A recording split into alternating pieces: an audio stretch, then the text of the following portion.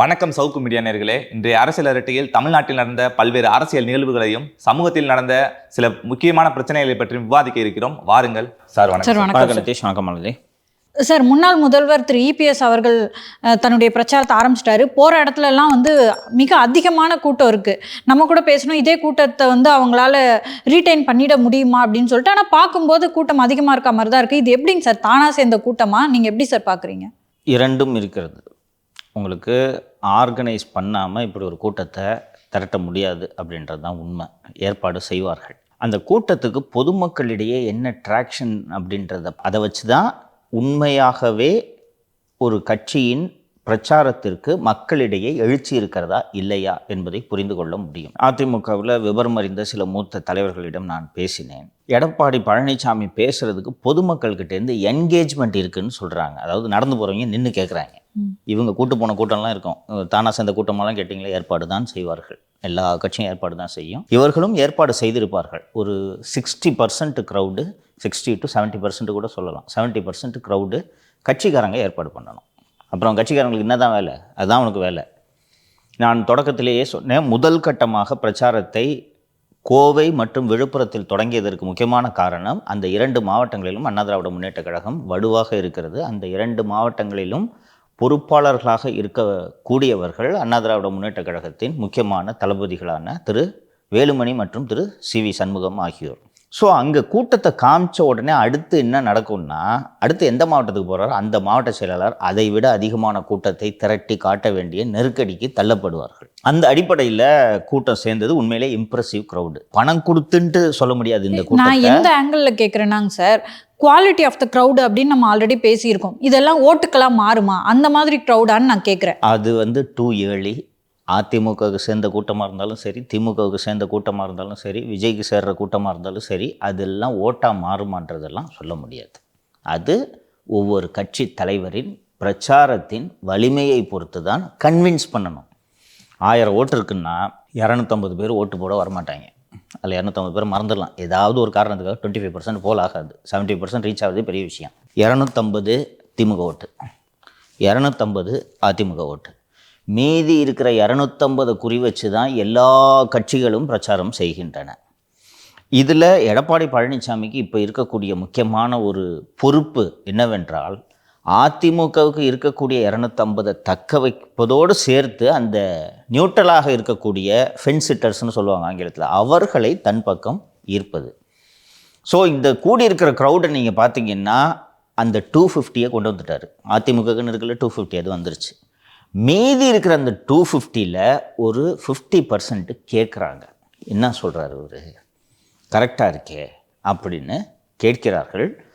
அவர்களை கேட்க வைக்கும் வேலையை திராவிட முன்னேற்ற கழகம் செய்தது. என்னென்னா, எடப்பாடி பிரச்சாரத்தில் போய் என்ன பேசினாலும் அந்த பிரச்சாரத்தில் ஏதாவது ஒரு குறையை முதல்வரே பேசுகிறார். சுந்தரா டிராவல்ஸ்ன்றாரு, எடப்பாடிக்கு வரலாறு தெரியாதுன்றாரு, போலி விவசாயின்ட்டு இது போல் தொடர் விமர்சனங்களை வைக்கிறார். அவர் அதுக்கு உடனுக்குடனாக தினந்தோறும் தன்னுடைய பிரச்சார கூட்டங்களில் பதிலை சொல்லி கொண்டிருக்கிறார். ஸோ அதிமுக தலைவர்கள்ட்ட பேசினும்போது பொதுமக்கள் கவனிக்கிறாங்கன்றதை அவர்கள் குறிப்பிட்டு சொன்னார்கள். கட்சிக்காரன் போயிடுவான், கரவேட்டி கட்டிட்டு போயிடுவான். கட்சிக்காரனை சுறுசுறுப்பாக்குற வேலையையும் இந்த பிரச்சாரம் செய்திருக்குன்னு பார்க்கணும். ஏனென்றால் இந்த பிரச்சாரம் இறுதி கட்டத்தில் நடைபெறும் பிரச்சாரம் அல்ல, 8 மாதங்களுக்கு முன்பாக நடைபெறும் பிரச்சாரம். இந்த 8 மாதத்துக்கு முன்னாடி எதுக்காக இந்த பிரச்சாரத்தை எடப்பாடி தொடங்குறாருன்னா, கட்சிக்காரனை சுறுசுறுப்பாக்கணும். கட்சிக்காரன் இவ்வளோ நாள் அதிமுக கட்சிக்காரன் என்ன மனநிலையில் இருந்தால், இந்த கூட்டணி அமையுமோ அமையாதோ, விஜய் வந்தால் தான் ஜெயிக்க முடியும், இல்லைனா நம்மளால் ஜெயிக்க முடியாது, ஒரு காலத்தில் பவர்ஃபுல்லாக இருந்த கட்சி இன்றைக்கி பாருங்கள் இப்படி ஆயிடுச்சு, இந்த எண்ணம் எல்லாம் கட்சியினர் மத்தியில் இருந்தது. அதெல்லாம் ஒன்றும் இல்லை, ஜெயிக்கலாம், நான் முன்னாடி போகிறேன், பின்னாடி என் கூட சண்டை போடுங்கன்றது தான் எடப்பாடி உணர்த்த விரும்பியது. அதில் அவர் முழுமையான வெற்றியை அடைந்திருக்கிறார். இந்த ஃபஸ்ட்டு ஃபேஸு பிரச்சாரம் முடிந்ததும் ஒரு கடிதத்தை தொண்டர்களுக்கும் மக்களுக்கும் ஒரு கடிதத்தை எழுதியிருக்கிறார் திரு பழனிசாமி. அதில் நேருவோட விமர்சனத்துக்கு பதிலளிக்கும் வகையில் அதில் என்ன சொல்லியிருக்காருன்னா, மந்தி தனது குட்டியை விட்டு ஆழம் பார்க்கும் என்ற பழமொழிக்கு ஏற்றாற்போல் ஸ்டாலின் அவர்கள் நேருவை விட்டு அறிக்கை என்ற பெயரில் ஆழம் பார்த்திருக்கிறார். நேருவின் ஆழ்மனதில் ஸ்டாலினை பற்றி உள்ள மருமகனை காப்போம், மகனை காப்போம், ரியல் எஸ்டேட் மூலமாக தமிழ்நாட்டை கூறு போட்டு விற்போம், மக்களை மறப்போம், போதை பழக்கத்தை பரப்புவோம், இயற்கை வளங்களை சுரண்டுவோம், கோடிக்கணக்கில் கொள்ளையடிப்போம், சொத்துக்களை வெளிநாட்டில் முதலீடு செய்து ஊழல் பணத்தை தமிழ்நாட்டுக்கு கொண்டு வருவோம் என்ற அவர்களின் எண்ணத்தை கூறும் விதமாக நேருவின் பேச்சு அமைந்துள்ளது. நான் அடுத்த கட்டத்துக்கு பயணிக்க இருக்கிறேன், அடுத்த கட்ட பிரச்சாரத்துக்கு பயணிக்க இருக்கிறேன் அப்படின்ட்டு சொல்லியிருக்கிறாரு. அடுத்த கட்ட பிரச்சாரம் தான் இதுக்கு முன்னாடி நடந்த பிரச்சாரத்தை விட ஒரு குரூஷியலான பிரச்சாரம் என்று பார்க்கிறேன். அடுத்த கட்டமாக திரு பழனிசாமி அவர்கள் 24, 25 புதுக்கோட்டை, 26, 30, 31 சிவகங்கை மற்றும் ராமநாதபுரம், 1, 2 மற்றும் 4 தூத்துக்குடி மற்றும் திருநெல்வேலி, 5, 6, 8, 9 தென்காசி மற்றும் விருதுநகர் ஆகிய மாவட்டங்களுக்கு சென்று அங்கே உள்ள தொகுதிகளில் பல்வேறு இதுபோல ஒரு ரோட் ஷோவை நடத்துவதற்கு திரு பழனிசாமி அவர்கள் திட்டமிட்டிருக்கிறார். தென் தமிழகத்தில் தான் அண்ணா திராவிட முன்னேற்ற கழகத்துக்கு செல்வாக்கு இல்லை. அவர்கள் 24 குறைந்த வாக்குகளை பெற்றது தென் தமிழகத்தில் என்பதும் உண்மை. ஸோ அந்த தென் தமிழகத்தில் க்ரௌடை எப்படி சேர்க்குறாங்க, எப்படி ஆர்கனைஸ் பண்ணுறாங்க அப்படின்றதுல தான் இவரோட ரியல் சேலஞ்ச் இருக்குது. கொங்கு பகுதி இவங்களுக்கு வலிமையான பகுதி, விழுப்புரம் அண்ணன் சிவி சண்முகம் இருக்கார் பார்த்துக்குவார். தென் தமிழகம் பலவீனம் என்ற அடிப்படையில் இங்கே எப்படி பெர்ஃபார்ம் பண்ணுறாரு எடப்பாடின்றதை பொறுத்து தான் நாம் அடுத்த கட்டம் எப்படி நகர்கிறது என்று பார்க்க வேண்டும். புதுக்கோட்டையில் விஜயபாஸ்கர் அவர்களின் தொகுதியில் தொடங்குகிற புதுக்கோட்டை அவர் தான் பொறுப்பாளர், திரு ஹெல்த் விஜயபாஸ்கர் தான் பொறுப்பாளர். அவர் அசத்தி காட்டிடுவார் என்பதில் யாருக்கும் சந்தேகம் இருக்க முடியாது. He's a good organiser, vibrant politician Thiru Vijayabaskar. And அமைச்சராக வேண்டுமென்றால் அவர் கூட்டத்தை சேர்த்து காட்ட வேண்டிய நெருக்கடியில் இருக்கிறார். ஏன்னா இந்த வாட்டி ஜெயிச்சார்னா எடப்பாடி கிட்டத்தட்ட ஜெயலலிதாவை போல நீ தேவையில்லை என்று அவர் சொல்லிவிடுறதுக்கு வாய்ப்பு இருக்குது. அவரால் ஒன்றும் பண்ண முடியாது. அதனால் பழனிசாமியின் மனதில் இடம் பிடிப்பதற்காகவாவது சிறப்பான ஏற்பாடுகளை செய்ய வேண்டிய நெருக்கடிக்கு ஒவ்வொரு மாவட்ட செயலாளரும் அந்த நெருக்கடிக்கு தள்ளப்பட்டிருக்கார்கள். பொறுப்பாளர்கள் இருக்காங்களா, ஒரு மாவட்டத்துக்கு பொறுப்பாளர்கள், அவர்கள் இந்த கூட்டத்தை ஒரு சிறப்பான முறையில் அவர்கள் கூட்டி காட்ட வேண்டும். இன்றைக்கி டைம்ஸ் ஆஃப் இந்தியாவில் வந்திருக்கக்கூடிய ஒரு பீஸு ரொம்ப ஒரு முக்கியமான ஒரு கட்டுரை என்று நான் பார்க்கிறேன். டைம்ஸ் ஆஃப் இந்தியா எடிட்டர் திரு அருண்ராம் அவர்கள் எழுதியிருக்கிறாரு. கடந்த வாரம் டைம்ஸ் ஆஃப் இந்தியாவில் எழுதியிருந்தது, அதாவது இறுதி நேரத்தில் தாவேக்கவோடு பழனிசாமி செல்வாரா அப்படின்னு சொல்லிட்டு திரு அருண்ராம் அவர்கள் எழுதியிருந்தார். அது முழுக்க முழுக்க தவறு. அதிமுக பாஜக கூட்டணி தான் இறுதியாக இருக்கும் என்று நான் பேசியிருந்தேன். நான் தாவேக்க வந்து இந்த கூட்டணிக்கு வருவதற்கு வாய்ப்பில்லை, இறுதி நேரத்தில் இந்த கூட்டணி மாறாது, இது ஒரு ஃபைனல் அலையன்ஸ் என்று நான் சொல்லியிருந்தேன். இன்றைக்கி வந்திருக்கக்கூடிய டைம்ஸ் ஆஃப் இந்தியாவில் Arunram Edappadi's evolution and Stalin's game plan அப்படின்னு போட்டிருக்காரு. அதில் அதோட தொடக்கமே எப்படி இருக்குன்னா, எடப்பாடியோட வளர்ச்சி எப்படி இருக்கிறது என்பதை டைம்ஸ் ஆஃப் இந்தியாவில் நாங்கள் வைத்த தலைப்புகளே இதற்கு உதாரணம். பழனிசாமி முதல் முறையாக முதலமைச்சர் ஆன போது இந்த செய்தித்தாள் பழனிசாமியை விபத்தில் முதல்வரானவர் என்று, ஆக்சிடென்டல் சீஃப் மினிஸ்டர் என்று நாங்கள் தலைப்பு வைத்திருந்தோம். ஒரு வருடத்தை முடித்த போது அவர் சமாளித்து விட்டார், சர்வைவர் என்று நாங்கள் தலைப்பு வைத்திருந்தோம். அந்த அவருடைய ஆட்சி முடியும் தருவாயில் ஒரு வலிமையான தலைவர் என்ற முறையில் ஸ்ட்ராங் மேன் என்று நாங்கள் தலைப்பு வைத்திருந்தோம். இதுவே பழனிசாமியோட வளர்ச்சியை நமக்கு உணர்த்துகிறது. ஸோ 24 பிஜேபி இல்லாமல் தனியாக நின்றதாகட்டும், அதற்கு பிறகு கட்சியை நடத்துவதாகட்டும், தொடர்ந்து இந்த பிரச்சாரத்தில் முதல்கட்ட பிரச்சாரத்தில் ஸ்டாலினோட உரைகளுக்கு விமர்சனங்களுக்கு தொடர்ந்து பதிலடி கொடுத்து வருவதாக இருக்கட்டும், எடப்பாடி ஒரு தன்னிச்சையாக தான் ஒரு தலைவர் என்பதை நிறுவிவிட்டார். எடப்பாடியோட வளர்ச்சி வந்து வெளிப்படையாக தெரிகிறது அப்படின்ட்டு அருண்ராம் எழுதியிருக்காரு. கூடுதலாக இவங்க 2 பேரும் வந்து உனக்கு நான் தான் எதிரின்றதை திமுக அதிமுக 2 பேரும் நிறுவிட்டாங்க. விஜய் நான் எங்கே இருக்கிறேன் அப்படின்றத விஜய் இனி நிறுவ வேண்டிய கட்டாயத்தில் விஜய் தள்ளப்பட்டிருக்கிறார். இது வரைக்கும் விஜய் நடத்தினது 2 நிகழ்ச்சி, ஒன்று பரந்தூர், ஒன்று இந்த கஸ்டோடியல் டெத்துக்காக நடத்தின நிகழ்ச்சி. இதை தாண்டி விஜயோட அரசியல் செயல்பாடுகள் பெரிதாக இல்லை.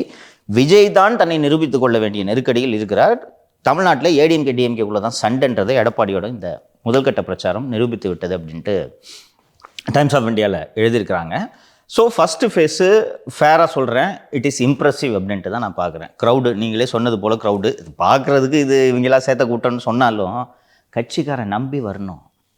எல்லா மாவட்டத்திலும் நீங்கள் காசு கொடுத்து கூட்டு வர முடியாது, அதை புரிஞ்சுக்குங்க. நீங்கள் ஒரு மாவட்டத்துக்கு பொறுப்பாளர்னு வச்சுக்கோங்க, ஒரு ஆளுக்கு 200 ரூபா கொடுத்து நீங்கள் இதை கூட்டிகிட்டு வந்தீங்கன்னா ஒரு 20 லட்சம் 25 லட்சம் செலவாகணும்னு வச்சுக்கோங்க. 25 லட்சத்தை நீங்கள் இப்போவே செலவு பண்ணிட்டீங்கன்னா எலெக்ஷனுக்கு எப்படி செலவு பண்ணுவீங்க? ஸோ இது வந்து காசு கொடுத்து கூட்டிகிட்டு வர்றதுன்றதை தாண்டி ஆர்கனைஸ் பண்ணுற ஸ்கில்லை தான் நீங்கள் இதில் காட்டணும். இதுக்கெல்லாம் பெரிய அளவில் காசு கொடுக்க முடியாது, ஆட்களை திரட்ட வேண்டும். இப்போ நீ ஒரு பகுதி செயலாளர்னா நீ ஒரு 20 பேரை கூட்டு வரணும். 20 பேரில் கூடுதலாக இருக்கும். வட்ட செயலாளர்னா அவருக்குன்னு ஒரு நம்பர்ஸ் கொடுத்துருவாங்க, அவங்க கூட்டிகிட்டு வரணும். இதை செய்ய முடியுதில்ல. தொண்டை எந்திரிச்சு வர்றான்ல, இன்றைக்கி பழனிசாமி பிரச்சாரத்துக்கு வர்றாரு, நம்ம போகணும் அப்படின்னு சொல்லிட்டு வர்றாங்கல்ல, அந்த உற்சாகத்தை ஏற்படுத்தியதில் திரு பழனிசாமி வெற்றி பெற்று விட்டார். அதாவது ஒரு தொய்வில் இருந்த கட்சி உற்சாகமாக எழத் தொடங்கி விட்டது. இதுதான் கேம்பெயினோட ஃபஸ்ட்டு இண்டிகேஷன். இதை ஃபஸ்ட்டு நீங்கள் ப்ரிப்பேர் பண்ணுறீங்க, கிரவுண்டை ப்ரிப்பேர் பண்ணுறீங்கன்னா அதுக்கப்புறம் கூட்டணி கிட்டே அமைஞ்சிச்சுன்னா முடிஞ்சிடும். அடுத்தடுத்து அதிமுக என்ன திட்டங்களை வைத்திருக்கிறது என்பதையும் நான் சொல்லிவிடுகிறேன். இந்த பிரச்சார பயணம் இருக்கிறது அல்லவா, இது இன்னும் நவம்பர் முதல் வாரம் அல்லது 2வது வாரத்தில் இந்த பிரச்சார சுற்றுப்பயணம் நிறைவடைகிறது. இறுதியாக சென்னையில் வந்து இது முடிவடைகிறது. டிசம்பர் மாதம் முதல் மார்ச் மாதம் வரை 5 மண்டல மாநாடுகளை நடத்துவதற்கு அண்ணா திராவிட முன்னேற்ற கழகம் திட்டமிட்டிருக்கிறது. கோவை, மதுரை, திருச்சி, சென்னை, விழுப்புரம் ஒன்று இருக்கும் என்று நினைக்கிறேன். 5 மண்டல மாநாடுகளை நடத்த பிரம்மாண்டமான பேரணி அல்லது மண்டல மாநாடுகள் நடைபெற இருக்கிறது. அப்போ கூட்டணிலாம் அதற்குள் அமைந்து விடும் என்று இவர்கள் எதிர்பார்க்கிறார்கள். அதை இதைவிட பிரம்மாண்டமாக, அதாவது இந்த ஆக்டிவிட்டியில் தொய்வே இருக்கக்கூடாது. ஒரு சென்னை வரைக்கும் நவம்பர் வரைக்கும் ஒரு கண்டினியூஸாக இந்த பிரச்சாரம், அது முடிஞ்ச உடனே கொஞ்ச நாள் கேப்பு, அதுக்கப்புறம் இந்த மண்டல மாநாடுகள், அதில் கூட்டணி கட்சி தலைவர்கள் எல்லாம் மேடையேற்றி ஃபுல் ஃப்ளெட்ஜ் பிரச்சாரமாக அது இருக்கும். ஸோ களத்தில் இறங்கி தீவிரமாக இவர்கள் வேலை செய்ய தொடங்கி விட்டார்கள். அதர் சைடு டிஎம்கேல பார்த்தீங்கன்னா இன்றைக்கி செய்தித்தாளில் வந்திருக்கு, அந்த ஓரணியில் தமிழகம் என்ற அந்த திமுகவின் பிரச்சார திட்டத்தை ஏற்கனவே அவுட் சோர்ஸ் பண்ணி அந்த ஏஜென்சி வடிவமைத்து கொடுத்தது என்று சொன்னேன். அதில் தளர்வு என்று இன்று தினமலரில் செய்தி வந்திருக்கிறது என்று நினைக்கிறேன். என்ன தளர்வு என்றால், ஒவ்வொரு ஓட்டரோட ஓடிபியை வாங்கணும் என்று முதலில் இருந்தது. அதை வந்து இப்போ குடும்பத்தில் ஒருத்தரோட ஓடிபி வாங்கினா போதும் என்று தளர்வு ஏற்படுத்தி. அதாவது சார், ஒரு உறுப்பினர்னா ஒரு கான்டாக்ட் நம்பர், இப்போ வந்து 3 உறுப்பினருக்கு ஒரு கான்டாக்ட் நம்பர் கொடுக்கலாம். 4 உறுப்பினருக்கு ஒரு கான்டாக்ட் நம்பர். அது எப்படி சரியாக வரும்? ஒரு உறுப்பினர்னா ஒரு கான்டாக்ட் நம்பர் வேணும் இல்லை? 4 உறுப்பினருக்கு ஒரு கான்டாக்ட் நம்பர்னா இப்போ 4 பேருக்கும் சேர்த்து ஒரு ஓடிபி கொடுத்தா நீங்கள் 3 பேரும் மெம்பரா? இப்போ எப்படி உறுப்பினர் சேர்க்கை செய்கிறாங்கன்னு தெரியுதா? இவங்களே ஏமாற்றிக்கிறாங்க. ஸோ இந்த தளர்வு ஏன் வந்து இந்த தளர்வு ஏற்படுத்திங்கன்னா, அந்த சாஃப்ட்வேரில், அந்த ஆப்பில் தளர்வு ஏற்படுத்தியிருக்காங்க. முன்னாடிலாம் வந்து ஒவ்வொரு மெம்பருக்கும் ஒரு ஓடிபி வேணும், இல்லைன்னா என்ட்ரி போட முடியாது. இப்போது 4 பேருக்கு சேர்த்து ஒரு ஓடிபி போட்டால் போதுன்ற மாதிரி ஆப்பை மாற்றிருக்காங்க. இது எல்லாருக்கும் ஈஸியாக இருக்குது. ஏனென்று அதில் செய்தி வந்திருக்கிறது என்றால், கொடுக்க மாட்டுறாங்க ஓடிபி, ஃபஸ்ட்டு திட்டுறாங்க போனால். இதெல்லாம் இவங்க தலைமைக்கு சொன்ன உடனே அவர் சரி ரிலாக்ஸ் பண்ணுங்கன்னு சொல்லிட்டு, இப்போ அடுத்தது ஒரு 20 பேருக்கு சேர்த்து ஒரு ஓடிபி போதும்னு சொன்னோன்னே, தமிழ்நாட்டில் நாங்கள் இருக்கிற 8 கோடி பேரில் 6 கோடி வாக்காளர்களில் 5.5 கோடியை நாங்கள் மெம்பர் ஆகிட்டோன்னு அது உருட்ட போகிறாங்க. அது ஒரே மாதத்தில் ஆக்கிட்டோன்னு உருட்ட போகிறாங்க. ஏன்னா முதல்வர் அன்னைக்கு இலக்கு வச்சதே நான் சொன்னேன், 30 நாட்களில் 2.5 கோடி பேர் சேர்க்க வேணும். எப்படிப்பா பாசிபிள்னு அன்றைக்கி சொன்னேன்னா, இன்றைக்கி தளர்வு ஏற்படுத்திட்டேன். இபிஎஸ் பிரச்சாரத்தின் போதே சொல்லியிருந்தார்ல சார், டேட்டா திருட வராங்க அப்படின்னு. ஆமாம், சொல்லியிருந்தாரா?